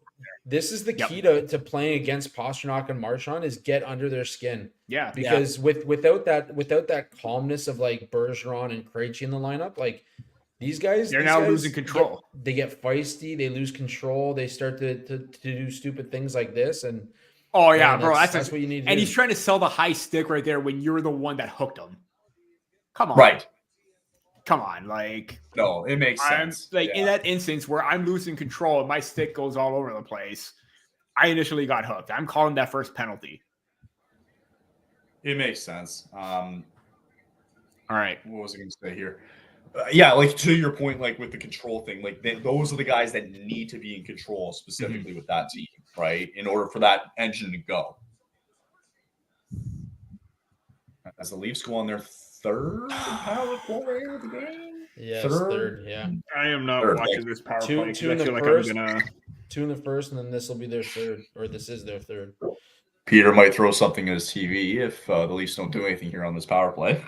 Register a shot. That's all we need to see. You saw that commercial of Boston Pizza, how a Canadian team hasn't won in 30 plus years, how there's a compact disc into TV for Toronto 2001 or 2002. I think that might be, but with my smartphone. I think a little bit more modern. When I was out with the kids and we all had our jerseys on, I had a guy stop me. We were out for a little walk along the river, and a guy stopped me, and he's like, "Oh, Leafs must be playing tonight. It's been a long time." I said, "Yeah, 1967. I get the joke." And he's like, "No, Matthews." He's like, "I was watching the game with my dad in 1967." I was like, "Oh, okay, well, you've been waiting a long time then." That's amazing. He's waiting for the I watched that game with my dad. Yeah, I can't complain. Jesus. That's funny. It's only been about 60 years, buddy. Yeah. 60 years. Back in my day. That's the thing. A lot of people can say back in my day, the Maple Leafs won the Stanley Cup. Well, he can still say that guy. Technically, I can still say that right now. Back in my day, the Maple Leafs What are you talking about? You weren't alive. Right there.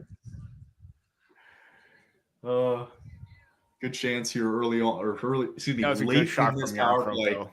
And it looks like this power play, at least on myself and Peter's end, a little bit behind Alex. Not sure about Andrew here, but a little bit behind on the streams here as the power play is coming to an end. The Leafs are going to be 0 for 3 here on the power play tonight. These are opportunities that you just got to execute. Like, whatever happened in game 1 on that Tavares power play, like, replicate that. Be quick, or even on the first power play.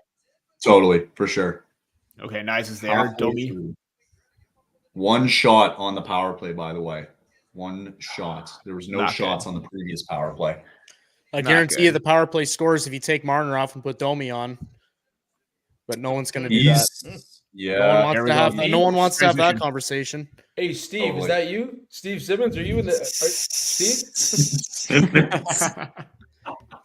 Milk carton Mitch. Milk carton Mitch. That's a good one. I'll give you that. Can we get a T-shirt made of that? Milk carton Mitch. Hit up Joey Ferd on Twitter. Maybe he'll help you out. Yeah. Oh boy. $10.9 million reward.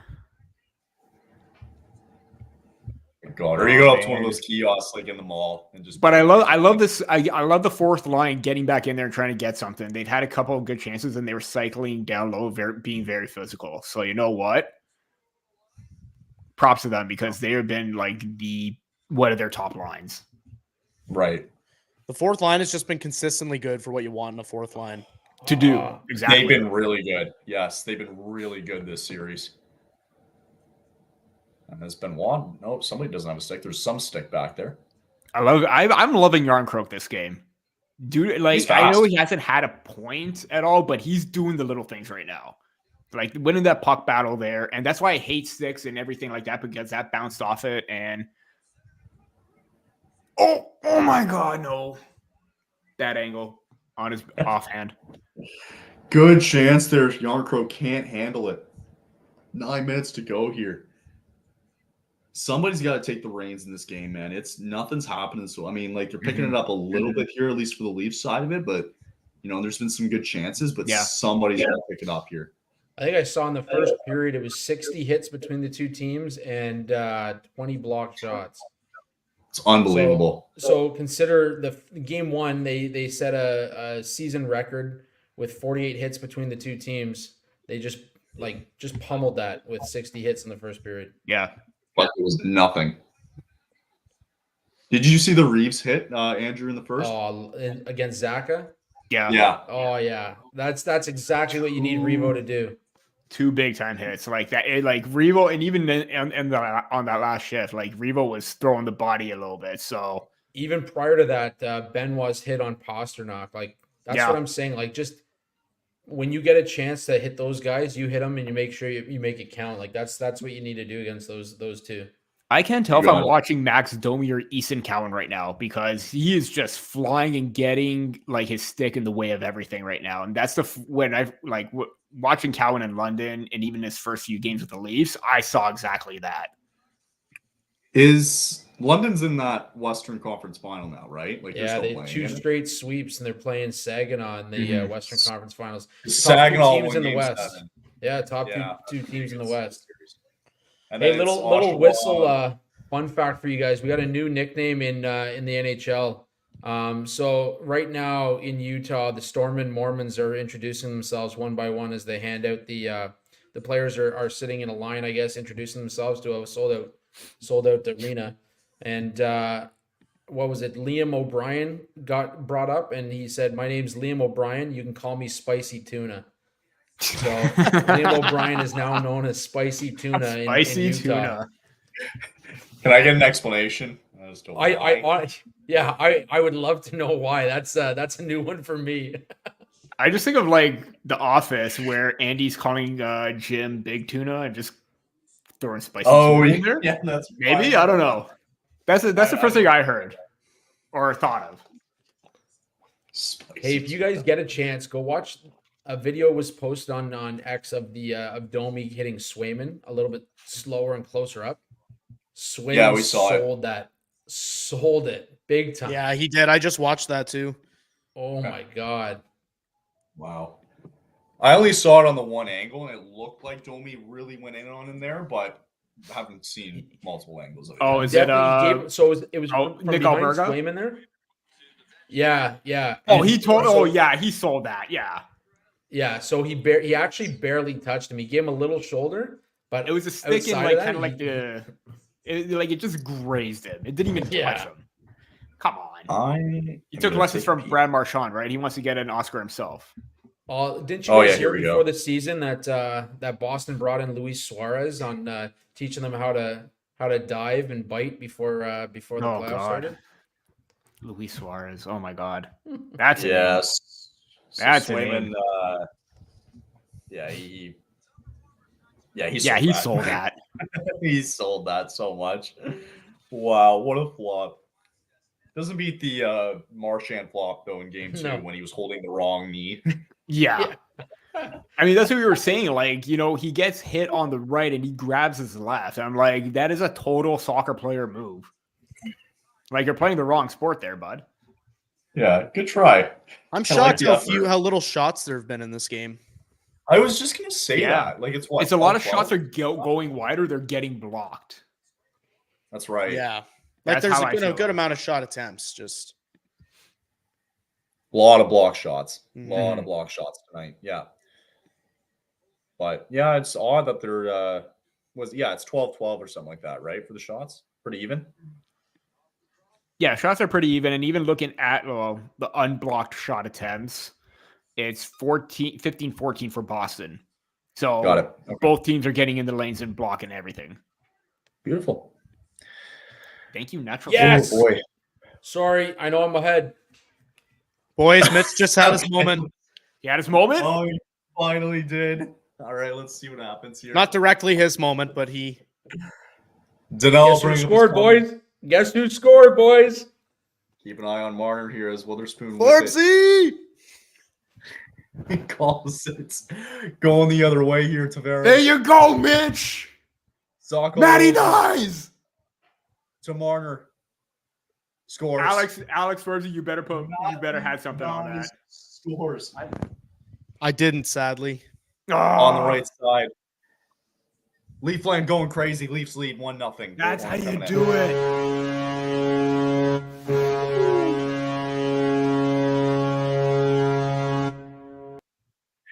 You're welcome. Man, yeah, I love it. I love the horn, man. I love it. If you guys ever want to use it, I got it. All right. It's all in there. Man, good feed. Great feed from Marner. That's such a good pass. Boys, I said I had a feeling today. Make sure to clip this. Yeah, that's right. That's right. Also, did I not say attack the net? Yeah. Oh, yeah. 100%. Did I not say attack the net and just get into Swayman's grill? Like, get in the crease. Go greasy goals like that. That is going to be the difference maker. You got it. Danelle's actually got a question here for Andrew. See, we're in the Leafs Reverse Retro 2.0. Who is it that you have? And please, it's an Adidas version and not the friggin' Fanatics version. It is the Adidas. There's no such thing as a Fanatics version with us. Danelle, I got Matthews Adidas version, my friend. Yeah, I'm not a Fanatics guy. I go big. I go the real thing, my friend. Good. All right, so the Leafs break the deadlock here early on. Great save, too, by Samsonov, as I think it looked like it was, I don't know who was coming the other way there for Boston, but good little breakaway chances. It's now 1-0 Leafs here, late here in the second. JVR, former Leaf. I had a gut feeling that was going in. My gut's normally not wrong on those things. I thought for sure that was going in, and it didn't. JVR, Sammy's on one, boys. How fucking Leafs with that, boys, though, for real. Like, Leafs score a goal finally after this total grind of a game for the first 35 minutes, and then instantly give it back, and JVR scores on a breakaway. That'd be the Leafiest outcome imaginable. That would hurt. I just saw Derek Neumeier right now. He's basically tweeted out Marner with a gorgeous pass to Matt Nyes. Somewhere out there, Steve Simmons is seething. Steve Simmons furiously deleting his article. I think Steve Simmons was spotted at the hot dog stand just outside of Phil Kessel's old building. Consuming his favorite snack. Don't expect to get a Toronto Sun writer on our podcast anytime soon. I saw that actually today. I think Terry Koshan's pretty cool. I think he'd do it. Yeah, he probably would. Yeah, maybe. The difference is beat reporter versus columnist. Yeah, beat reporters. We're good with the beat reporters. The columnists. Okay, come on. Let's get it composed here. Kind of running around a little bit in the zone, but you know what? No worse for wear. Get it out. Offside. Regroup. All Boston, really, ever since that Leaf goal here. 5 minutes to play here in the second. But now it's up to the fourth line. Fourth line is coming out right now. Get that momentum back, because that seems to be the line that's getting all that energy and like breaking whatever Boston's doing right now. And here comes Holmberg. Oh, Revo had a good chance there, unfortunately. Again, great feed from Holmberg there. And again, they're crashing the net. They're crashing down low. Jeez. That seems there's a Swayman chant going on here right now. Like a cheer? Also, so it's not all businessmen in that building. I guess not. No, actually, you know what? I should have mentioned this way earlier, but my dad's actually at the game right now, and he's been nice. He's been saying it's and he didn't take you? No, it was I promise he's not one of the corporate seats. It was a corporate event. You were going to say corporate event. It's not corporate. It's a company that it's a company he deals with at Vitamin game. It was him and a client. They're in a box. Oh my God, Mitch! That's so funny. Gimme right there. They are they're in a box. They're not in the lower bowl, thankfully. Okay. Check out the replay of the Revo chants. That's amazing. Danelle saying, I only see the Maple Leafs and Jets as the only teams that does fans outside watching the games in the playoffs. Tampa did it last year, but it was nothing compared to Maple Leaf Square. Nashville did it on another penalty. Nashville did it on Broadway too. When they went on that Stanley Cup run, Nashville did it on Broadway, and it was an absolute nutshell. Electric. Yeah, there's a lot of teams I think that do it. They just Montreal did it when they went on their little cup run, even though it was like the heart of COVID. Tavares got in the way of that Marner shot. That could have been another easy goal.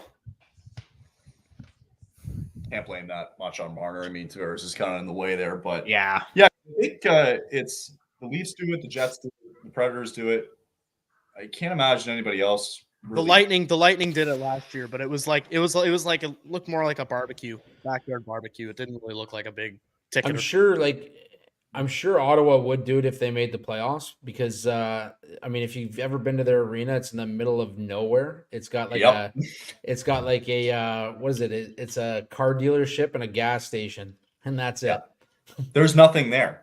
No, there's about 30 Ubers lined up. Yeah. Oh my God, it sucks getting out of that parking lot. It's brutal. Yeah, that's what I've heard. It's a nightmare. Oh boy! And again, so is leaving a concert downtown Toronto. Oh, absolutely. It's a nightmare. Leaving anything downtown Toronto, it's nuts. Yeah, no thanks. I used to work the overnight at CBC, and leaving at 3 a.m. was the greatest thing I ever did. Yeah, because you got nobody on the road. Sun's coming up, it's quiet. You hit the Gardner, it's blank. We had to go down there a couple of Sundays ago. It was like early Sunday morning, right? And it was so weird, like going down the 410 and then 401, you get to downtown and it's like it's a ghost town down here all of a sudden. It's like 9 a.m. and there's not a soul out here. It's weird. Okay. Well, I think we're going to get a low-scoring event tonight. I don't think anybody really has their... Oh, yeah, you guys didn't give your predictions, by the way. Oh, sorry. Were we supposed to... Oh, yeah, we were supposed to do that after the first power play. Set it up. Oh, let's go halfway. Let's say 1-0 Toronto. My prediction already came true. I'm retiring while I'm on a high. Yeah. You already want to know. You're gonna go down undefeated. Yeah. That's Forbes, I think you've earned that too. Forbes. You're good. Yeah. I'll sit on the Nyes goal tonight. That's my considering winner. I completely copycatted you with that. Yeah, Marner looks more motivated right now. Well, I mean, he's got his confidence back up after that, right? Charlie McAvoy just tried to do what Sam Bennett did to Matthew Nyes on somebody. I didn't see who it was, but Oh, sucker punch was somebody like in the back of the head. No, it was like a choke slam almost. WWE style. Yeah, wrong sport, buddy. Uh, Yeah, that's interference right there. Come on. I guess not. Leafs have already had 3 power plays. Can't get any more. Game management. Somewhere out there, Tim Peel's laughing and saying, "Oh, there's going to be a call going Boston's way soon. We got to Yeah. get one of them, boys." Cry, Leaf fans. Cry, Leaf fans. Gotta love game management. It's always the best thing, you know? You got it. Danelle's got a question here, but I'll kind of leave this one. We got like 2 minutes before intermission. I'll come back to this one. We'll come back. We got 2 minutes here before intermission coming up. Oh, boy. Oh, no, that doesn't sound good. Yeah, not good. Oh, no, not good. Uh-oh. Morgan Geeky throws it back in here. 2:42 to go here. Leafs currently lead 1-0. Marchand trying to find with it, skating around. Well, that was Matthews. He did that too behind the net. I think Burt went after him. No, Burt went after him. Oh, that's a bad goal. Lindholm with it. Finds a way up all the way, and fans were going crazy, and they score. It's Trent Frederick. Fans were going crazy right beforehand. Not sure. All of a sudden, a fight breaks out. And unfortunately, I'm going to do this to you guys, but the Bruins have tied it at 1. Yeah. Totally grabbed him down. I'll stop it at that. For the record, my prediction was going to be 3-1 Leafs with an empty netter. Well, you and Dylan. And again, tripping up Burt right there. Nothing. So there you go. So, that's such a. I'm sorry, that's a dive and a half by Bertuzzi. Yeah, you know what? But they called the first one when Marchand did it. That's what they're gonna do now. It's gonna be everyone's gonna be a sell job for everybody. Yeah, totally. I didn't know we were playing soccer. A couple of times now. It's been happening on both sides here. So the Bruins get one late here. 2:23 to go, and the Bruins tie it at 1 here. Again, shots very low here. 16 all here as we near second intermission coming up. Man, I want to see that replay again, though, of Bertuzzi and Marchand going at it on a different angle. Bruins again continuing their pressure here. Just under 2 minutes now as Samsonov wraps it up here. As more fighting. Yeah, more skirmishes coming up now here. Okay, now all of a sudden the shots just went up by 4. Like, there's no way they got like 4 shots in the span of like 2 seconds. Well, the boys have gone silent. That means people are getting nervous here in Leafland as the Bruins tie at 1. It's okay. It's okay. This is nice. Eyes glued to the TV here. It's okay. I can only imagine how Dangle's feeling. I think Leafs are going to get a power play. Are they? Ooh. Yeah. Here we go. It's never good, though, if they get it like under 2 minutes to go. Go ahead. Why? Yeah, no, I don't like that. Get it right now. But that chokehold on McAvoy and that trip from Marchand on Bertuzzi did absolutely nothing or get anything. Like, come on. We're gonna look at him. Look at him. On Dewar. So late penalty. On Dewar was okay. Gotcha. So again, though, it sucks though because like you're gonna get about a minute here, right? And then you go to break, and then you'll have a minute 20 coming out, or excuse me, minute 20 now. You have like 40 seconds plus. Kyle, 40 seconds. Kyle, Matthews only needs 30 seconds, my friend. Okay. All right. He and I have something in common. Technically 5, because there are instances where he scored 5 seconds after the draw. I haven't even had a drink tonight, boys. This is like sobriety 101 right here. Yeah, they're doing that quick face-off play.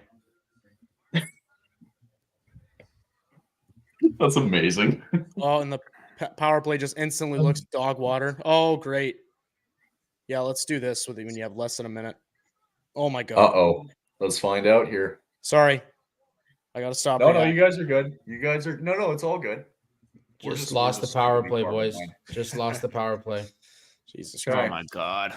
We're pretty far behind these guys here, but let's find out here. Still trying to drop the puck here for whatever reason, as they finally do now. Still trying to find possession here. Matthews scrambling around with it. They can't break it out. Finally gets out here. The Bruins get a chance here. 2-on-1. Marchand with it. Breaks his way in here. Fighting around. Back to Coyle. Coyle just goes wide and wide. Still with possession. And that is going to be high sticking all of a sudden now on Charlie Coyle. And that power play, just like that, is going to be evaporated. Bruins with control here. Under a minute to go here in the second. Game 3 tied at 1. Delayed penalty coming to the Leafs here. And the Bruins are basically going to try to hold this for as long as possible here. Still holding it. They're just playing keep away probably until the end of the period. I don't blame them, man. Just got to be careful, though, around an empty net. 30 seconds now left. You guys are probably ahead here on my feed, but still the Bruins with possession here. This power play just really dwindling here for the Leafs. Getting a shot on net, bringing it back. Man, they might bring this all the way to the end of the period here. Danelle, yes, I do think the NHL needs to go back to the 1v8 format. I hate this current format. Totally. Yeah. I mean, to be honest. Oh, sorry, Peter. I'm totally blocking your face. There we go. Oh, it's fine. I don't it happens. I don't get it. To be honest, that 1v8 format, Toronto would still play Boston. Yeah. I mean, I don't really hate it for that. It's just, I hate that Gary Bettman asked about it. We're not going to fix something that's not broken. It's like, well, you already did that with the 1v8. Yeah. Correct. Jared's asking, sorry, I didn't mean to interrupt there. He was just asking what everybody's wearing. I know Andrew's got his Matthews jersey on. I believe Alex got your Marner. Yeah, Mitch Marner Centennial Classic. And Peter's boycotting tonight. I did not wear anything. He picked Boston to win the series. Just That's right. No, when the Toronto won the game, I didn't wear a jersey, so I'm not going to wear a jersey. How can you guys let him get away with that for picking Boston for being a Leaf podcast? Man, trust me, we're setting up the kangaroo court pretty soon. About we had a listener comment that he should be suspended for the entire first round. Ooh, I got my defense in order, so I'm good. Oh God, all in session. Maybe we gotta do a Twitter poll out on or X poll, whatever you call it now. Oh, Twitter or whatever it's called. Jared's got his Pat Maroon jersey on. Good for him. Any parting thoughts here? Second period. Are we thinking Andrew, Alex? You guys sticking around third period as well? What are we thinking? Yeah, I'll be around for the third. Okay. I'll be heading out, boys. I gotta put the kids down to bed, and my wife's got a business thing going on tonight, so I'll be lovely helping her out. I'll leave you with parting thoughts though on your end, Andrew. I'll leave you with parting thoughts there on the game. Yeah, absolutely. So definitely sticking with my 3-1 prediction here. I think the Leafs come out strong in that third period. They've got a minute of 4-on-4. That's going to be some intense hockey to start the third. And Leafs Nation, don't get nervous yet. It's game 3. We've seen what can happen. It's not the end of the world. It's not the end of the world. They scored 1 goal. Tell that to Marner. Alex, Peter, you guys any party thoughts before we go to commercial break? Loved everything up until that goal. So, if there was anybody that needed to get a point, it was Marner, but I think he still got to keep the pedal to the metal, keep it going, keep fighting, because he seemed like he got his pep in a step back after that assist. So that's going to be my thing. Yeah, they just need to still do exactly what I said going out of the first period. Don't abandon the game plan. Just keep doing what you're doing. I think that was just a string of bad luck that led to that goal. There was some stuff that maybe should have been called. Bad goal for Samsonov to allow, but he's been sturdy. Otherwise, just keep doing what you're doing.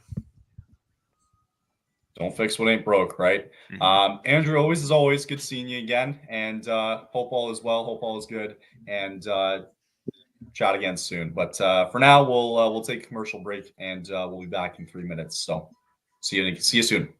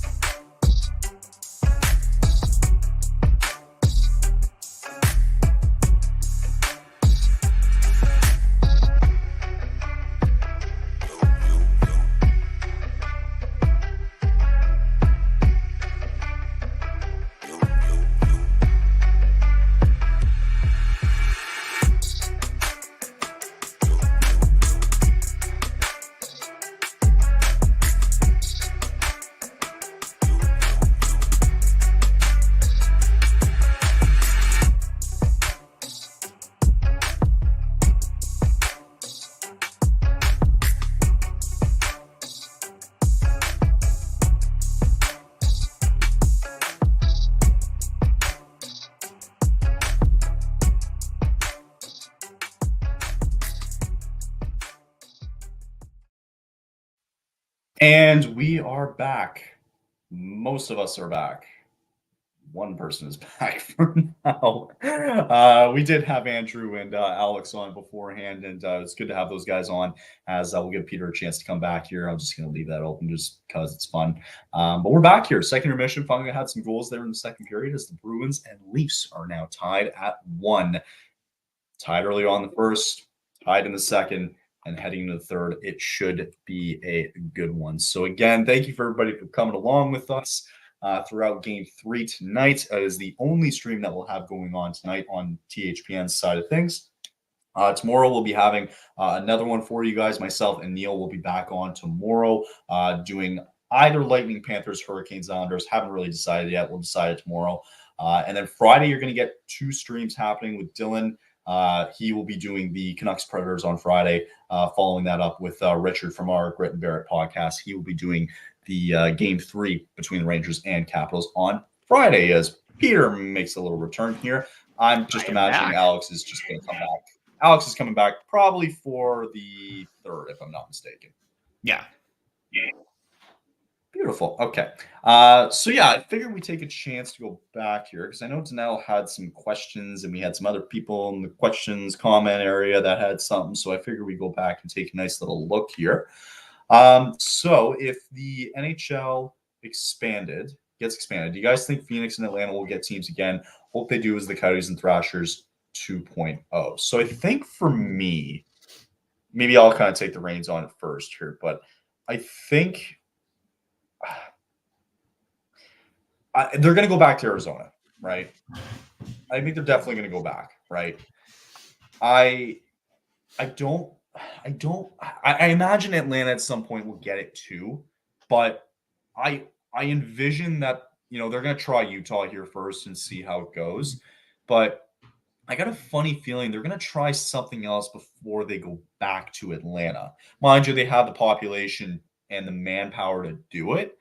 And so I wouldn't be surprised if that's the case and they make it work again in Atlanta. But I think, once they're in Utah, Gary Bettman has been itching and pushing for his way to try and make it work in Arizona. So it wouldn't really surprise me if they get it going back again in Arizona sometime soon. And then I don't know. I mean, it depends if they go back to Atlanta or not. I don't know where else they could try first if they try to go up. I mean, anywhere in Canada, I imagine it's going to work wonders. Whether they put it up in Quebec City, they got an NHL size arena all ready to go. Like, I envision that being a potential spot, but I'm not sure. I think there's definitely some potential destinations, but that's my 2 cents. Peter, what do you got? Yeah, I think this is. I do think that Arizona is more of a possibility, but I think that they can't get the same owner. I think we talked about it before. Morello, I don't think he could go anywhere near an NHL team. That is just that is just what I think. I think there is a market for Arizona because, like I said, you see Tage Thompson, you see Austin Matthews, you see Matthew Nice, players coming from the desert. You want to try and grow the game or get people more involved in like non-traditional hockey markets. And that's absolutely fair. Atlanta, that's going to be a different story. I mean, kind of the same situation as the Coyotes. It didn't quite work well. It didn't seem like ownership really was that invested in it, especially towards the end and the latter parts of the seasons. And it just kind of fell downhill. Now they had it before with the Flames, came back with the Thrashers. Do you go for a third opportunity again? I mean, again, if they're already building a market and they're already building a stadium, there's like more of a drive for hockey in terms of like minor hockey, getting people involved there. Definitely could work, but you got to do it properly to make it stick for the third time because it failed twice before in Georgia or Atlanta, Georgia, the state, whatever. I think that, again, if you do it right, there's a market for anything. It's just, can you execute it properly? I think the Coyotes would get it before Atlanta. And even then, I still think I would like to see a team in Quebec first. I think a Battle of Houston or a Battle of Texas would probably work with Dallas and Houston. I think those are like more markets I would probably look to first. Definitely Quebec City first ahead of anything because I would love an extra Canadian NHL team there. Why not? But Yeah, it definitely is something that if you do more expansion as well, how many teams can you go to? That's going to get too cluttered. It's going to get too crowded. You're going to have more teams to worry about. You're going to have to realign the divisions again. And we already saw what happened with that, how much playoff format and this divisional format. So what's going to happen here? That's my take. I still think Arizona probably should go back, but who knows? Yeah, like at what point do you stop with the expansion, man? Mhm. Like it just feels like every couple of years now it's just another team and then another team. And it's like, I think for me the ceiling is like 34 even feels like a lot, right? Like at some point, like you have to establish like this is what we have, right? Like I don't know, like how high, I think the better question maybe here is like, how many more teams do you think they'll realistically add? Like, to be honest, like by the time we're long and gone out of this world, is there going to be 40 teams in this league? To be honest, 32 is way too much. Totally. Like, I don't understand how you could go more and try to make it work, because then you're going to have more teams on the outside looking in. If you're going to have a lot of parity and a lot of competition, there are going to be teams with a 500 record be out of the playoffs even more. And do you think fans want to see a 40-win team possibly, or not necessarily 40-win team, but, a team that could make the playoffs, not make the playoffs? We've seen it too many. We're seeing it quite a bit right now. You don't want to escalate that and then be in a situation where you're going to have a lot of teams fold as a result. Totally. So, yeah, I agree. I think 32 is too much, right? You had a precedent there at 30. I think it made sense, right? So I don't know if Arizona's maybe the right option. It's gonna be interesting to see what happens with the Utah, but I think 32 is just fine for now. I think the maximum that you can do is probably 34. If you throw in Houston, you throw in maybe Quebec City, okay, let's call it at that. But even then, like you're right, it just feels like a lot, because then you have to somewhat change the formats, and realign the division again. And there's just a lot of different things that kind of need to happen in order for this to really work, right? There's almost just too much happening. So, yeah, I mean, you don't fix what ain't broke.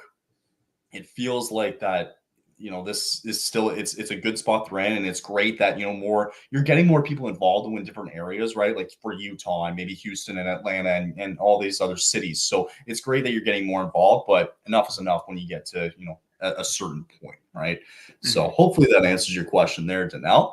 And I know we brought one up again here where he goes, the only thing the NHL did this playoff format is that they want to create playoff rivalries in the first round. So, and that's why Gary Bettman was really behind that, right? So, I get it, but we're seeing the Leafs and the Bruins for the friggin' third time in 6 years or whatever it is. Like it's too much. Like it doesn't make sense. In fairness, you already had rivalries created even with 1v8. Oh my God, yeah. You had like LA coming in as an AC creating rivalries because they've been knocking teams off. Isn't that what you want? You want these Cinderella stories? Yeah. And I understand you can still get that with like wild card teams and everything like that, but nobody had LA to win that Stanley Cup that year, and they just bulldozed through everybody. And you're getting that right now with Vegas and Dallas in the first round, right? Mm-hmm. Who are not in the same division, right? And so like that alone is a semifinal matchup too. Right. That's not a quarterfinal. The only thing I can get is that like it makes the divisions more important, because now you have to really play within your division and win those important games to, separate yourselves a little bit, and you're fighting for a top 3 spot. So I can understand that, but overall, like it's a money-driven league, right? Like if I know a lot of people have been harping at like 1v8 or 1 through 8 or 1 through 16 even, but you do 1 through 16, and like if you get Vancouver versus Tampa Bay, we don't want our guys traveling that far, blah blah blah. It's like, sorry, like I don't care. Like they're getting paid enough to do this already. So fair enough. Yeah. What do we got here? Kraken signed Caden Price to a 3-year contract today at $2.7 million. I'm assuming he's probably a draft prospect coming out of Seattle there. So yes. Any sort of relation? Yeah. No. I was like, no way. There's no way. Like, there was no way there was a relation there. He was very mobile puck moving defenseman. Got a lot of offense. Defensive game still a bit of a question mark. Had 11 points in 11 games in the playoffs for Kelowna as well. They're out because TJ Ginla is now going to the World U18 Championship, so that's a good sign for him. And an opportunity for the Kraken to bolster the prospect pool and get a name under contract. Nice. I cannot wait for the draft lottery coming up. I can't wait. It's going to be so good. It's going to be exciting. And then so game 4, again, as RJ mentions here, it's going to be at 8 o'clock on 8 o'clock, really? On Saturday? In Toronto? Yeah, kind of a prime. I think they go back to prime time for the weekend, I guess. It's kind of nice, though, for some of those university kids down in Toronto, 8 o'clock. You know, you're out there. I don't know if the weather's going to be that great on Saturday. I don't think it's supposed to be good. I heard it's supposed to be garbage. Yeah. Great. Have fun with that. I'll be in my blanket. Nothing wrong with getting a blanket, snuggling up, you know, getting warm. I can't even talk right now. You are fumbling your words tonight, man. I've been kind of fumbling my words all day, even when I'm not on camera. Like just even speaking with family members, I'm just like, it's okay. It's not that kind of. It's the Maple Leaf stress, you know. It's one of those days. And to Jared's point here, he says he wants to face different teams in the first round. I can agree. Yeah. Right. Even like as a Flames fan, like it was a phenomenal series when we played Dallas. What was that, like 2 or 3 years ago or something like that, where it was game 7, whatever. Like it was just an awesome series to watch. So you want to face different teams, right? You want to make sure it's as even as possible and give everybody a fair chance. So I agree here, as I imagine we're probably going to get the third period underway very soon here. We feeling good? We feeling more nervous now that the Bruins are going on the power play here? What are we thinking? Would have liked the Maple Leafs to have gotten 1-0 out of that period, but that mayhem ensuing and everything, I think Samsonov just lost track, but he should have been. Can't fault him for like seeing all that, but he's got to be dialed in. That's a tough goal to let in. Very tough. He probably should have been a little bit more focused, but you know, you're seeing all the slot shots, the cycle chances, turnover chances. Toronto's taking advantage of that. So for sure, they're doing well. They're out battling Boston in key areas.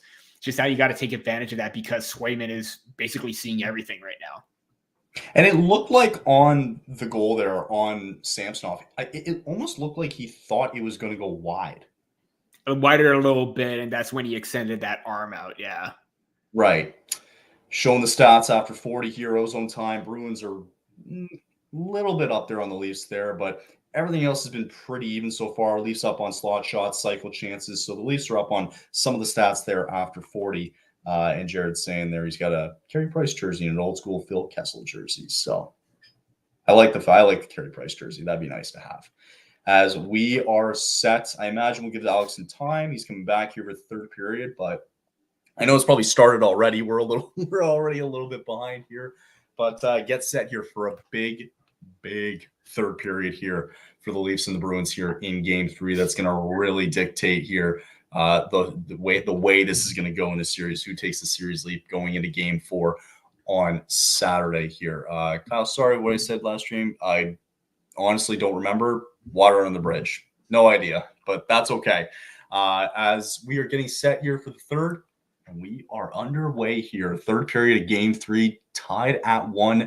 Again, Bruins we got 4-on-4 here for 30 seconds now.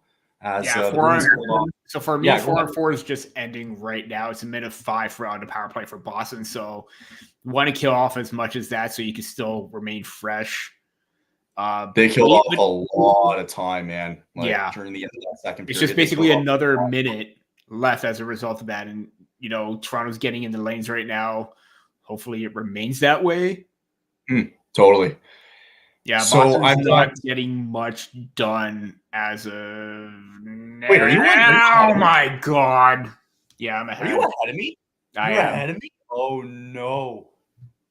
I don't know how it happened, to be honest. But anyway, so I guess from Peter's reaction, not a great sign here as the Bruins in on the power play here. 50 seconds to go. Marchand with Pasternak fighting along the boards here, trying to get one out here. I am really far behind you. Then all of a sudden, shot, Marchand blocked, rebound in front, and it's Jake DeBrusk, and he scores. Jake DeBrusk and the Bruins. Are they going to challenge that for a hand pass, maybe? Are they looking at it? I don't know. I saw someone bring the puck down, but I don't. And I'm behind everybody. I'm going back to cable. This is ridiculous. No, they're not challenging. No, they're not challenging. No. Back to play. I am going to wait it out for a few seconds. Let me know when you're at the center dot. Oh, here. Okay, sorry. I'll change it back. I'll let you know. Okay, sorry. I'll go back here as the. I'm at 18:53 right now. Okay, you stop at 18:53. Okay, my TV's gone quiet. Okay, sorry. I'm working on it here. I'm sorry. Also, we got Hockey from Home here checking in. What's going on, man? Okay, sorry. I'm a little bit ahead. I can pause mine here. 18. I'm at 18:39. Oh God. Okay. Yeah, go ahead. Let me know when you get to it. I'll play it again. Again, Hockey from Home checking in. What's going on? Good to see you again. Glad to have you back. Glad to have everybody here as well too for the third period as the Bruins all of a sudden take it. What time are you at? 18:39. Okay. I'm at 18:15 right now because I fast forward again. Okay, I'll play it. I'll let you know when I get close to it. Samsonov fighting off as he jabs. It looked like Denton Heinen in there at 18:30. The clock just still going down for some reason here as Samsonov covers it up there with 18:31. I apologize. It's hard to judge. It's hard to say. Well, it's hard to say when you're Hockey from Home. Yeah. My apologies. I'm sorry. Okay, as here, I'm going to play the Bruins horn because I forgot to. Bruins lead 2-1. Please don't. I have to. I got the horn to play it. Bruins take a 2-1 lead just like that. They take advantage of the power play, and they keep the pressure on here. So they're having some clock issues, I think, because... Are you at 18:15 yet, or...? Well, they haven't dropped the puck yet because they're trying to figure out what happened with the clock here. So they still haven't dropped the puck on our end here. They have it as 18:15, but I think they're going to readjust it here to 18:34 now. As on my end here, they're just getting set here to drop the puck here. And they're about to drop the puck here right about now on my end. I'll tell you when. Now they dropped it. Here we go. Okay. Clock goes down now, 18:31. Bruins pressuring there with Marchand battling there with Riley on the boards, trying to keep the puck in, and they will. Did you pause it? Oh, no, I'm back at it. I'm back at it. Yeah. Okay, cool. Okay. I'm at Riley taking the puck to center ice, gives it to Marner. Yeah, we're good. Okay, we're good. Beautiful. Good shot. Puck just went wide right now. Yep, we're good. We're on it. All right, we're good. Awesome. Call you Hockey. Okay, perfect. All good. But Andrew said I sound like a guy. You can just call me. Sounds great. That works for me. But yes, again, thanks for coming in, guys. Here, 2-1 Bruins lead here. We're finally synced up. Had to work all that out here. Peter's stressing a little bit now as the Leafs can't find a way. Have to try to find a way now. All of a sudden, this third period to tie it up at 2. And the issue right now is those missed opportunities on the power play. Like Boston hurt you right then and there. You give them those opportunities, they're going to make you pay. And everyone was watching. DeBrusk made himself wide open, easy tap and goal. That's DeBrusk. The first 2 or 3, like Toronto's got to figure something out on the power play. I don't know what Guy Boucher is doing, but he is not the answer. And if he returns back to run the power play again next season, I'm not going to be a fan of that.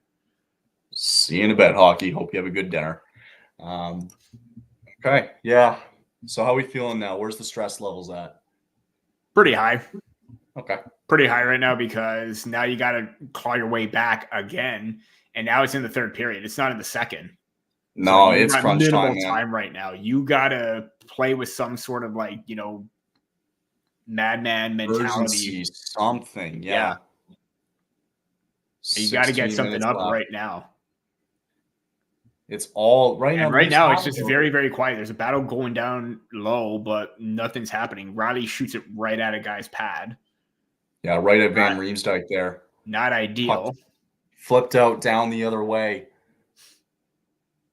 Stick on the ice again. That's like the second time tonight. Just a random stick just laying on the ice. Like the refs. And that's why I hate that. Like, at least pick it up. Don't pick it up or anything. Yeah.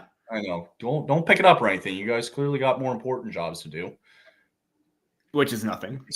Exactly. Leafs applying a lot of pressure again here. I guess Alex is gone for the third, so it's good seeing Alex again. I imagine he's probably just stressing now after seeing that goal. He probably just needs penalty. We'll let him be there as Power play coming up. Come on. Alrighty. Come on. Take advantage of this. It's going to go against Lorai here. And Maroon John at Reeves a little bit. John back and forth. And it looks like it was going to be high sticking on, I think it was on Austin Matthews possibly. Showing replay here. Corner, yeah. Lorai in, boarding, I guess they'll call that. They might call that hooking. Okay, they'll call it for hooking. Okay, so they're going to call it for hooking here. And a massive power play. The Leafs 0 for 4 tonight already on this power play. Big chance to try to tie it up here in the third. They're going to have Marchand out there. They got Lindholm, Charlie Coyle out there. Big boys out there for the Bruins. Bertuzzi, Matthews, Tavares, Riley, and Marner out there on the power play here. 15 minutes left here, and the biggest power play of the series up to this point here for the Leafs. They need to find something here. 0 for 4. Trying to get tipped in front here. Tavares has it behind the net. Tavares finds a way now around the boards, finds it back to Riley. Riley with it. Gets a shot. Rebound in front. How did that not go in? Oh, my God. There's no way. Had a chance to bury it in front. I thought it went in on my end here. But it does not go. Oh, my goodness. I swear I thought that was in. Chance in front, rebound in front, what a chance. Are you kidding me? Nobody can grab at it. And Swayman finally say hand on the puck? I don't know. It might have been. And they can't find a way to bury it. I don't think it'll be hand on puck. I think it's just the fact that Swayman covers it up. Bertuzzi should have fired it right away, and he waited. And Swayman covers it up. What a chance. This is the best of power plays left, and they're not going to convert. And they can't find a way to convert here. They're going to show it again here. Bertuzzi just had a couple of whacks at it initially early on, but he just couldn't find a way in. And then just a second ago, he didn't have a good stick on it. Hits the pad twice on Swayman, and he can't find a way through. Unbelievable. It was Jake DeBrusk. So now Jake DeBrusk scoring the second goal here. For the Boston Bruins. And if you want to hear our answers, Danelle, we talked about it during the second intermission of your question here. So if you want to go back and check that out, you can. So they're just getting all settled in again here. Swayman standing tall for the Bruins. A couple of big pad saves, and they're just fixing his mask here with 1:20 to go. Lots of time still on the power play and a lot of good chances early on. You're only 40 seconds in, but it feels like you need to win this face-off draw now. Oh, no, they're totally drawing it out. Yeah, they're trying to bring the momentum down a little bit. You know, they're taking their time all of a sudden. Cool the temperature off, but... Man, it's a long wait now all of a sudden to that face-off. Oh my God, that was the most dangerous the power plays looked, and I can guarantee you they're not going to score because that's just our luck. Well, I mean, you never know. It's early; it's okay. As they're just waiting for this helmet, a lot of standing around here, and all of a sudden that momentum's just starting to. Maybe it doesn't come back. Maybe they keep it going, but they're just waiting for Swayman's mask to get fixed here. And a lot of impatient Leaf players just wanting to get going again here, but they're really drawing this one out here as they finally get it fixed. Hurry up. You got to have like an extra backup mask for in this instance. They get it fixed. It's all good. It's happened a lot these playoffs, eh? Goalie masks just all of a sudden just falling off for whatever reason. Like, I know Samsonov's mask came off twice, but he was able to put it back on right away and fix it without having to go to his bench. So. Totally. 15-13 to go. Face-off coming. 1:20 on the power play here for the Leafs as the Bruins win the draw here. Witherspoon finds it around to McAvoy. McAvoy trying to get it out, and he does. Past Marner and all the way down the ice, killing more time off on this power play Riley picks it back up here in their zone, breaking it out here. You got to think they got to get something here, man. After all this, like, it's tough to try to get it set back up again, and it's nervous times here in Leafland. Riley finds a way across, finds Bertuzzi, trying to get another shot blocked. Marner picks it up around the boards, finding it all the way around, top of the left circle. See, again, why are you passing it back? Passes it back, loses it, and fire down the ice again as the Bruins change and kill more time off. Leafs trying to make a change as well, too. Marner back with it. Fighting his way through. He's got Tavares, breaks it down in behind the net now. Fighting for it. Marner loses it. Coyle picks it back up. Fighting along the boards there again, trying to pick it up, and they do. Riley now at the top of the point with a shot. Riley shoots, and he hits it wide. Hit Riley the net, man. Marchand picks it up. He's going to break it out, and that's going to do it for this power play. The Leafs are going to be they're already dead. 5. They're dead tired. Dead tired. They're going to have to change it. 0 for 5. 0 for 5 now. Going to be on the power play for the Leafs. They had 3 shots, though. A lot of really good opportunities there on that power play. They are now 0 for 5 tonight on the power play. As if I didn't say that 3 or 4 times already. Third line out there for the Leafs. Bruins also changed as well. Leafs down there eat deep, though. Benoit finds Yarncroke. Yarncroke around the front of the net. Just hit wide.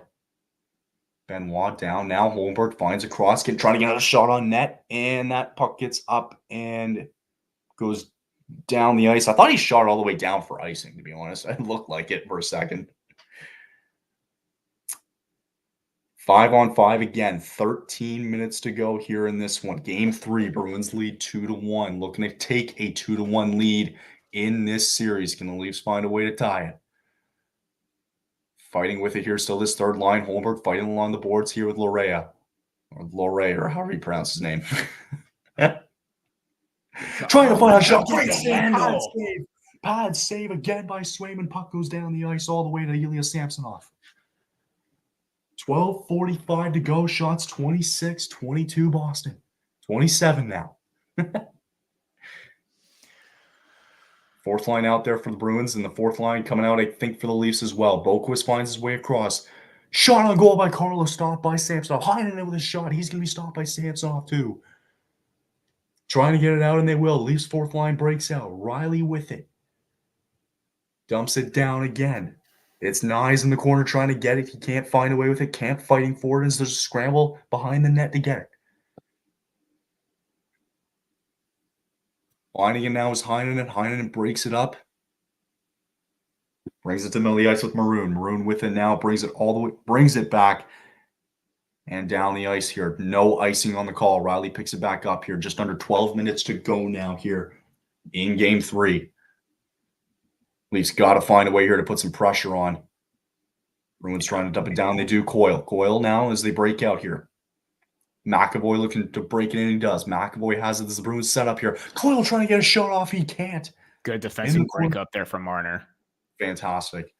Geeky finds it back to the point. Another shot on goal. Right down in front. Samsonov with a great save. As there was a door that creaks at Peter's house here. 11. And again, that's what I'm talking about. There's no fight from Marner right there. He gets pushed off so easily. We've been finding that too, especially on Saturday in Game 1. There's a couple of times where he's just getting pushed off the puck here, not really finding his footing. Liljegren across to Domi. Domi trying to find across the ice. He can't. DeBrusk breaks that up. Pasternak back to DeBrusk. Trying to break it out here. He has it. DeBrusk past center ice, dumps it in. Slams it back there as Liljegren trying to break it out. He can't. Zaka, he's going to go back to the point. Shot on goal, blocked. Edmondson trying to get it out, and he will. Almost halfway through the third period here. Bruins trying to hang on here for a 2-1 lead. Is that going to be a penalty? No, it's not. No tripping call called, it looked like. Zaka with it now. Going to get a chance here. Pasternak shot. He goes wide. Puck on top of the net. Scramble on top of the net. And Samsonov easily grabs that, stays on top. And we will take a break from here. 10:29 to go in the third period. Pasternak goes high, comes all the way back off the glass, and it just hit the top of the crossbar and lands on top of the net here. My goodness, 10:29 to go. Halfway through the third, and Peter's got no words. He's quiet. It's just gonna be more okay. like being on edge where I want them to do something, but Boston has just been breaking everything up right now. Toronto can't get anything going, and that power play goal again, so it's just basically deflating. And now the power play came back to haunt them. There's no doubt about that.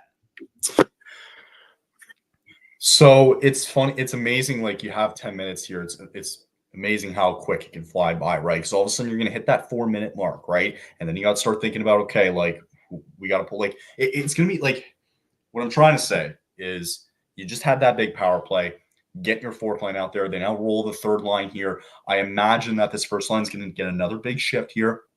They're going to get some deep breaths here because they're probably going to push here again, with however much time is left, right? They're going to break out the third and fourth line, whatever they need to do. But you got to imagine that that a good chunk of these last 4 to 5 minutes is going to be taken over by that top line. Yeah. Yeah, no, and you need that response. This is where you would love Marner to come back, but there was you would hope that he could try and find that extra gear, but if he doesn't, that's going to be a problem because now you just had the Matthews line going and your second line is basically ineffective. And again, he had that nice assist, but then again, it just kind of seemed like he had 1 or 2 good plays after that, but then kind of fell off. Like he just kind of fell into the background again, and it's just like, well, yeah. And I was going to say, I don't want to harp on him too much because he did set up the first goal, right? And he did, yeah. But again, I said it earlier. You need more, number one. But also, this is another playoff game where the Leafs have 2 or less goals. Yeah. This is another game, right, where you need to at least find a second goal here, man. Mm-hmm. Again, it's 1 goal here. They're going to bring this up again. They had the 3 goals there on Monday. But again, it's dates back to last year, man, where they just have not been able. Your big guys can't find a way to put the puck in the net. Matthews has 1 goal in his last 5 games dating up to this point. So you need your big guys to show up here in the last 10 minutes here. This pivotal game 3 here. 10-20 to go here. Leafs need an answer. Shots 29-22 already for Boston. And it looked like, I think, was that icing or are they playing or I think it's icing. I don't know. I guess it's icing. I don't know. I don't know what happened there. I'm not gonna lie. I missed it on there. I probably should be watching a little bit more intently, but well, it's all good.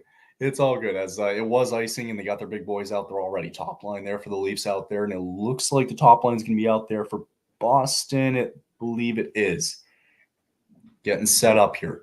Need a win. They do. Matthews gets the win here. Liljegren goes across to Riley or Lyubushkin or Liljegren, whatever. Gets a shot there. It's Domi. He's going to hit the side of the net and wide. Witherspoon now trying to find a way out. Good pinch by Riley there.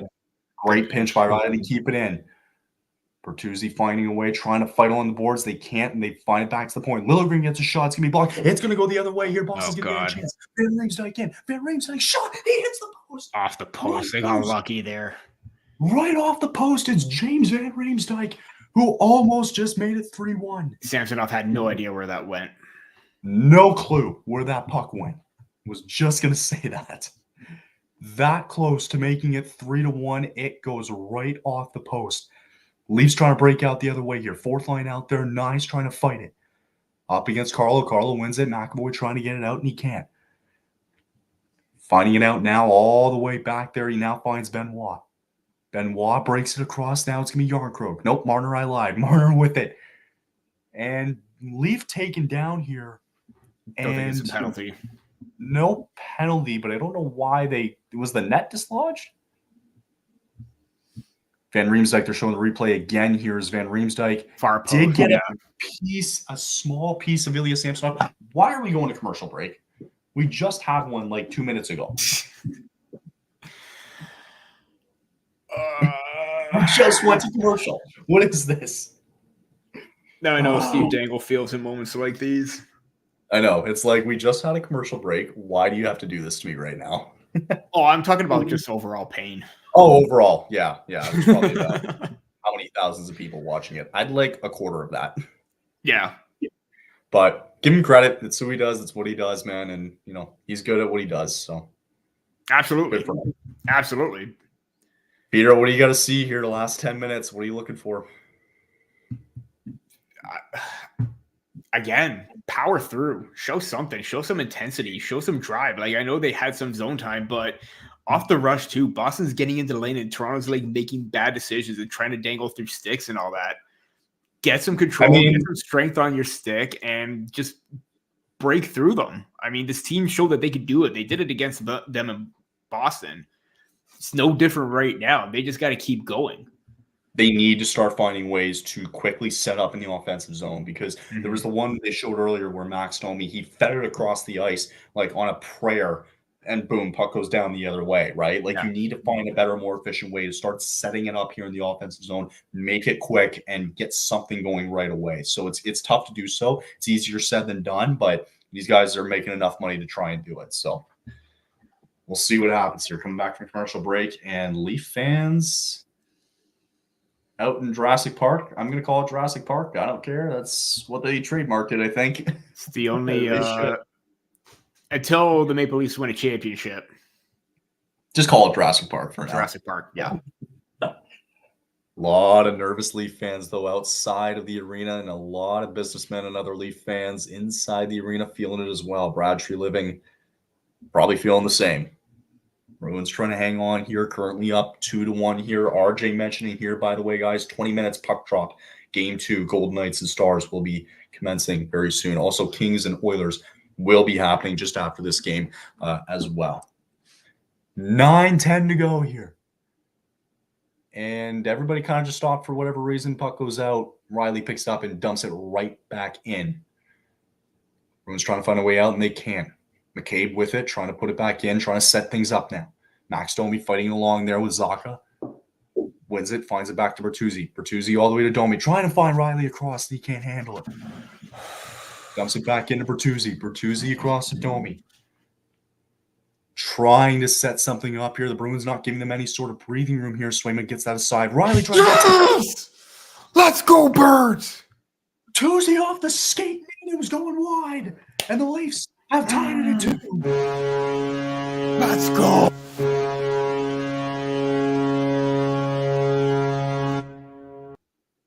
And just like that, Morgan Riley, that puck was going wide and must have hit a skate, and all of a sudden finds the back of the net. And we have a tie hockey game.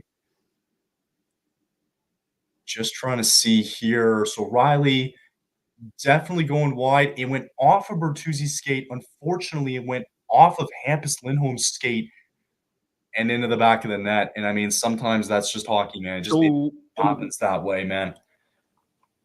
Oh, it went up both. It went up Bertuzzi's skate and in. Yeah, exactly. As Bertuzzi is probably going to get credit for that one, even though Riley shot it. Nothing Lindholm can really do about that. But we are all of a sudden tied at double 2. Deflection. Big goal for the Leafs here late in this third period with 8 minutes to go here. We are now tied at 2. Oh, my God. I am a nervous wreck right now. And the Leafs can't find a way through. I'll handle it. I got you. You just watch the game. I was about to say, you got that tying goal. Momentum is on your side right now. You cannot let that get away. Oh, shit scores! Shit scores! Take the lead. Oh, shit scores! Right. Leafs had all the momentum in the world. Our scoreboard's a little behind us, guys. It's 3-2 Boston. Bruins lead it 3-2. And how did that get by? Shot. It could not have been more perfect. Brad Marchand, top right corner, and he just nails it. And the momentum right back in favor of Boston. Bruins lead 3-2, 8:07 to go. What a shot. I mean, Peter, there's nothing you can do about that. That was a good shot. I mean, maybe Domi could have, tied him up a little bit, but that was a good shot. Great feedback and just the perfect spot to place it. Top right corner. Samsonov had it covered. just not every area of it, as Marchand all of a sudden takes all that momentum away, and it's 3-2. It's back to a 1-goal lead as we look again here, fighting along the boards here. Matthews doesn't get it here. You had Edmondson still fighting for it. You had 2 Leafs there against one guy. Samsonov didn't even have a stick. And yeah, you're right. For some reason, he didn't have it.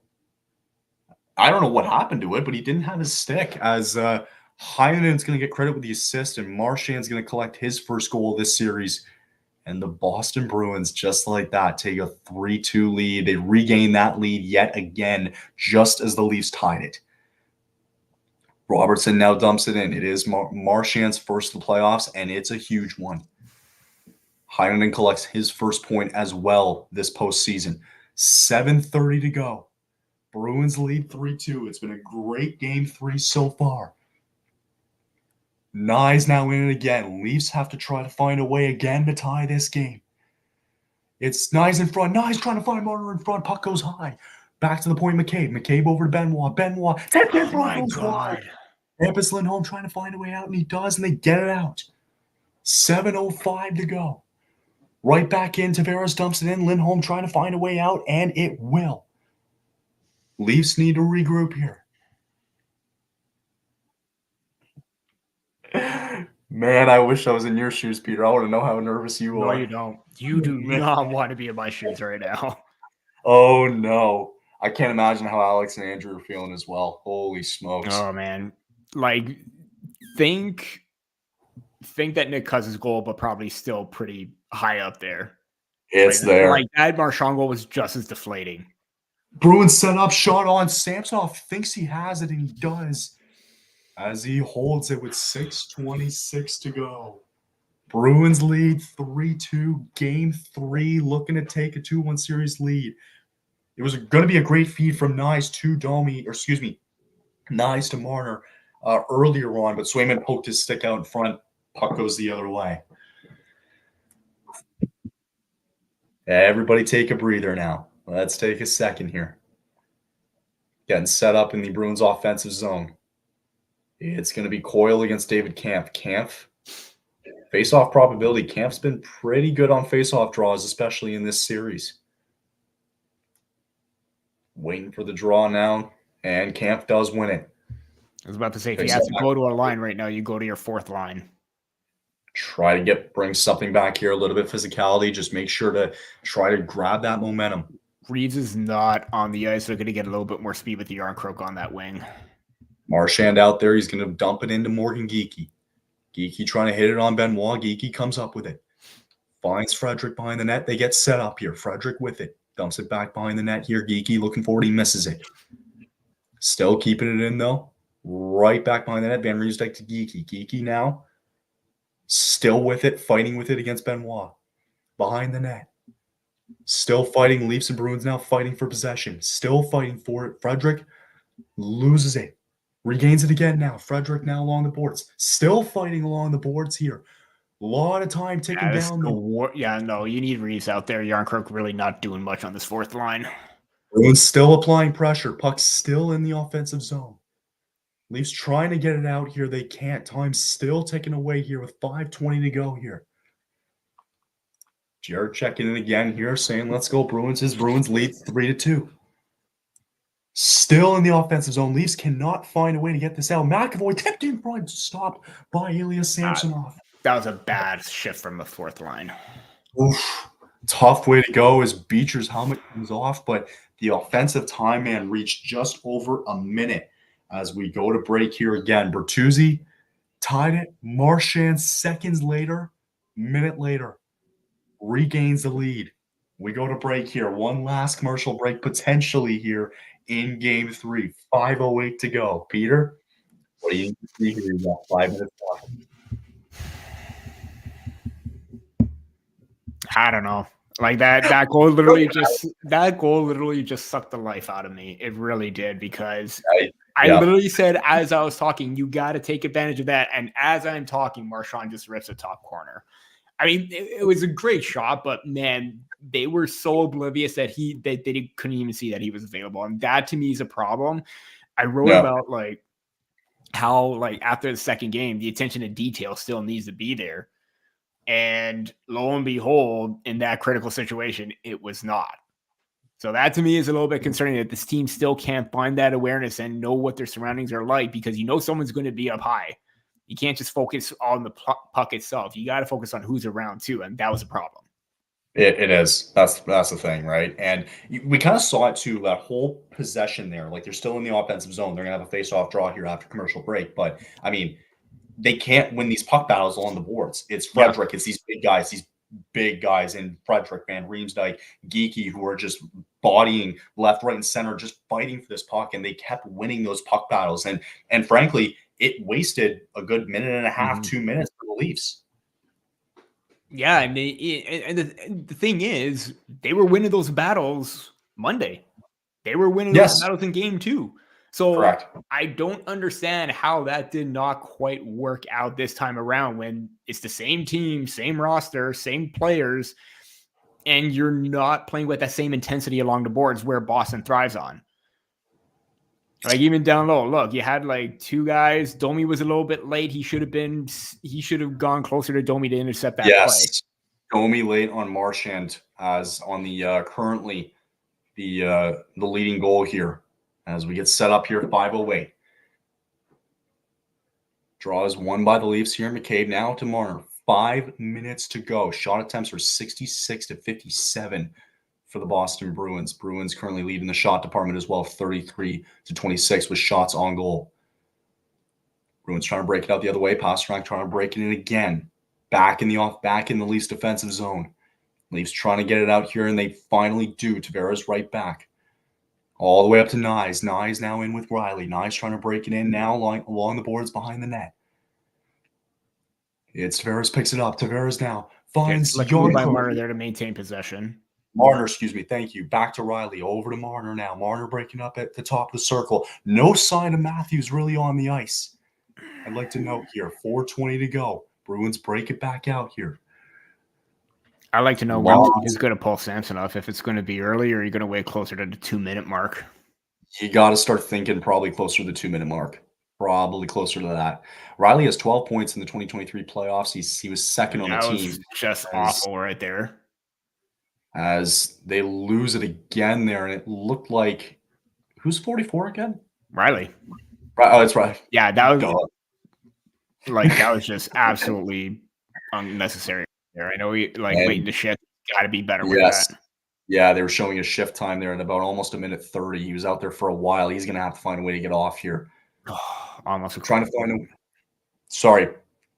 Oh no, I was just about to say that was kind of like a good deflection there by Matthews, but really not. Yeah, bringing Matthews back out there. Liljegren back to the point, getting a shot on net here. No one knows where the puck is, and I don't know if Swayman has it or puck out of play, but 3:25 to go, though, and it's going to be in the Leafs' offensive zone for the faceoff.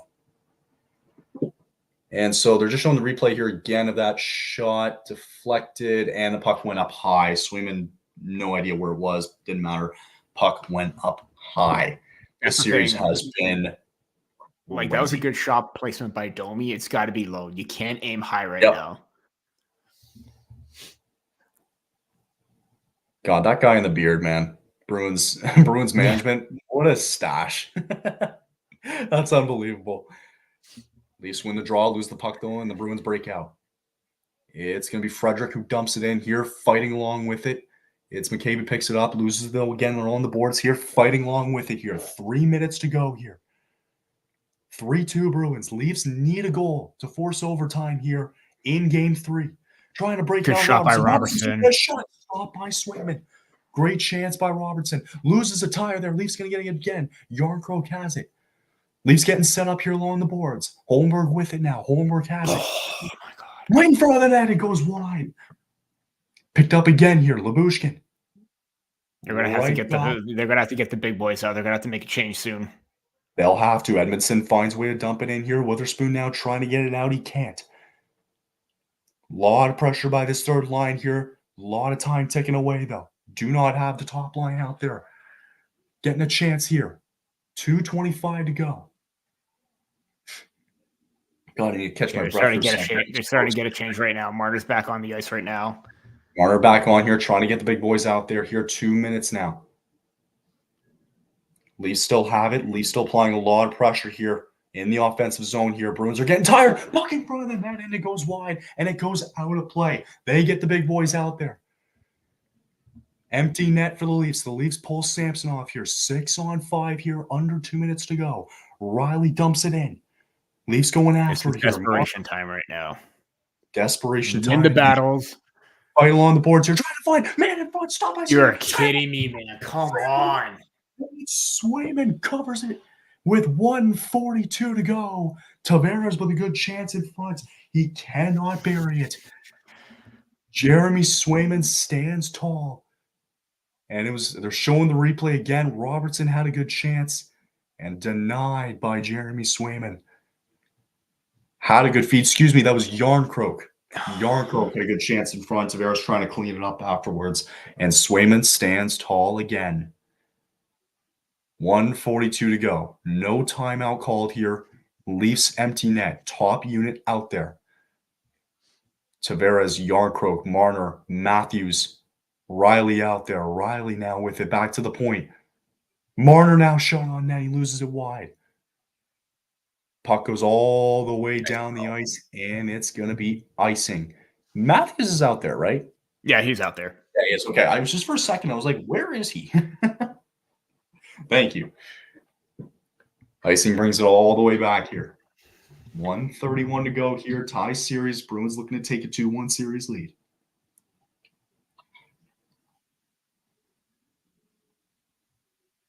Nervous times here in Leafland. Needing a goal to force overtime. Here we go. Tavares trying to win it, and he does. Back to the point now, Riley. Riley across. He goes to Marner. Marner right back in now. Trying to throw it in front of the net. Trying to get it out, and they can't. And it's going to be a high stick. Is it just on the puck? No, it was on the puck. It was on the puck. Okay, thank you. I was like, wait a minute. Bruins high stick the puck here, and it's gonna be an offensive draw here. Leaf fans getting a little worried now, trying to rally their team. 1:19 to go. Lot of nervous Leaf fans here. Lot of nerves coming around. Third draw in the span of about 30 seconds here. Bruins win the draw. Hampus Lindholm fighting along the boards here, trying to recover the puck here. A lot of time getting killed. Oh, my God. And it's going to be a tough penalty, and that's going to do it. Oh, that is going to do it. And it goes to the post anyway. Oh, my gosh. That's game. Penalty goes to the Leafs. The puck went down the ice off the post on the empty net. It's not going to matter as John Tavares is going to go to the box. And they're going to look at the penalty. I don't know what. Did you see what the penalty was? Was it tripping? Was it? He grabbed McAvoy. Grab McAvoy here. They're going to show it here. Tavares all over McAvoy here. I love how everyone has to say, "Oh, you grabbed him," but no, it's going to get called all day long here as it's still going to be an empty net. But my thing is, what's the difference between Tavares grabbing McAvoy there and McAvoy tackling Matthews earlier? Correct. The problem now is okay. There's no difference. You have 5-on-5 now. Now your best guy who does face-off, who's been doing the face-off draw really well, all of a sudden, it's got to be David Camp, who I imagine goes in to take this face-off draw. Tavares, who's been really good with it. It's going to be 5-on-5, so it's not necessarily that bad. You need to keep the possession, though, in the offensive zone here to have any sort of chance here. Timeout called by the Bruins. 1:04 to go. It is a power play for Boston. It's going to be in the offensive zone, though. So it's actually Samsonov's going to go back in net here because it's going to be in the Bruins offensive zone down by the Leaf net. So big draw here. The Leafs need to win this draw, break it out here. And they need to find a way to pull Samsonov here. 1:04 to go here.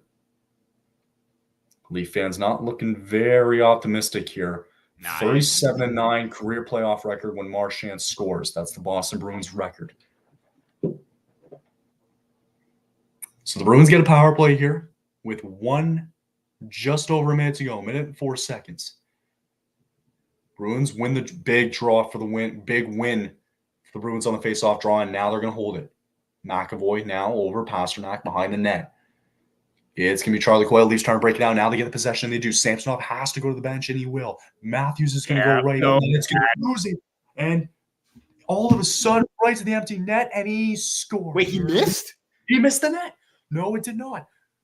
Now they're going to get a chance. Pasternak, he hit the side of the net. Marchand's going to get the chance, and he scores. Embarrassing. Brad Marchand scores his second goal tonight. It's going to be on the power play into an empty net, and that will do it. The Boston Bruins. That was embarrassing. Avoid a scare in the third. Bertuzzi tied it up. Marchand with a goal and an empty netter. And the Bruins will take a 2-1 series lead. Rare mistake on Matthews there to play with that at the point. Sorry. There's no way that should have happened. Wow. So a penalty on Tavares that's going to basically seal the deal here. It did, as Marchand, nobody was really back there defending to try to prevent that from going in, as Marchand just walked right in front and put it in. And just like that, it's going to be a 2-1 series lead. Game 4 on Saturday, as Marchand gets his second goal of the night. 35 seconds left to go here. And not a great way to end it. Terrible. To me, that's a terrible way to end it. I know you try to go 5 on 5 on the power play, but turning the puck over at the offensive blue line, I know it's a tough situation. You can't do that. That was probably the rare mistake for Matthews right there. But the Maple Leafs put themselves into this spot as well. 0 for 5 on the power play. You tie the game back, and you literally lose it like 12 seconds later. That just can't happen at this point in the playoffs. Kills you had the momentum on your side coming in. It was a relatively close game, but good things, but a lot of bad things as well. And as I said, and I don't know why I got ripped on it, because I'm kind of right at this point. Key mistakes at critical moments have hurt this team completely, and attention to detail is not there. The attention to detail was not there when they tied that game up. So, yeah. Well, I really need to think about doing these, because I am now 0 for 2 in the playoffs now. Oh God. Okay, fair enough. Well, there you have it. It's our final score. Bruins win at 4-2. They take game 3. They now lead the series 2-1 here. Quick stat for you. I know you're not going to like it, but 9 of their last 10 playoff games, the Leafs have only scored 2 or less goals. It showed again tonight here, as Matthews has been held off the score sheet. And the Bruins find a way, though, with Marchand getting 2 tonight as we head into Saturday for game 4. Peter, parting thoughts here before we take off from the night. Basically, just said it. Said it as I'm not. I said it just I'm not saying I'm gone. See ya. That's it. We're done. Flip the table. No, but that's the thing. It's those moments where the Maple Leafs have got to be better and mentally tougher, because they basically shot themselves in the foot there. You literally tied it up off a good deflection, and it's tough to get pucks by Swayman. Right. That instant right there, that should have been a big motivator to come back and come out flying on the next shift. And the top guys, I believe we're still out there, and they get hemmed in their own zone. That can't happen, especially in this situation. And again, they have 2 days to figure out how to work this power play, because you got lots of time. Absolutely. I'm just going to say it's garbage. You go over 5, that is not going to win you any games. Boston went 1 for 2. Toronto had the advantage in power play, so you can't say that the refs were in favor of Boston, because it seemed like if they had another opportunity, Toronto squandered it. They really did. And bad entries, bad play, bad decisions with the puck, turning it over. Yeah. Something's got to change, because this is now the second, not second. It's been few seasons now where the power play has been awful in the playoffs, and it was awful heading to the stretch, and they didn't do anything to fix it. For sure. Well, yeah, 0 for 5 on the power play tonight's not going to help. But you said it though. You have 2 days now. You get a little bit of a rest here. You're going to go home. They're going to go home to their homes or whatever, their little apartments and all that, and they're going to they're going to take some time here and for a big game 4. You do not want to go down 3-1 in this series as the Bruins. I mean, kind of slipped away from them tonight a little bit, but the Bruins, regardless, they take the 2-1 series lead. They win it 4-2 here. And that is going to do it for us tonight here. Appreciate everybody coming out and watching. Peter, as always, I know it's 2 losses though in a row in the playoffs, but luckily for you, you'll be able to watch game 4 because I think we're going to do a different game on Saturday. So you'll be able to be all snuggled up in your blanket and just try to relax for game 4. But thank you again, though, for doing this. I really appreciate it. Still love doing these no matter the outcome. Yeah. I'll give you the chance, though, before we go away to plug the podcast before we head out. Yeah. Follow us right there. 6 in the 6 pod on major socials, Instagram, Twitter, Facebook. Again, we go live Wednesdays. It varies between afternoons and nights usually, but we've been doing a lot of afternoon shows, so stay tuned for times. And we've been getting a lot of great views live, especially on socials too. So that's big news. So tune in, like, follow, subscribe. You know what to do. Tune in every single time we come out with an episode and download. Beautiful. Well, with that, that's going to do it with us tonight. And again, appreciate everybody watching us. We'll be live again tomorrow night. Myself and Neil will be on. What game we're doing, I don't know yet. We'll let you know on our socials tomorrow. But myself and Neil will be on tomorrow night. So again, final score here, 4-2. Bruins win it. They lead the series 2-1 as a big game 4 will be coming on Saturday. Thank you again, Peter, for doing this. Appreciate everybody. We'll hope to see you again tomorrow night. Bruins win 4-2 and they lead the series 2-1. So thanks again, and we'll see everybody soon. Have a good night.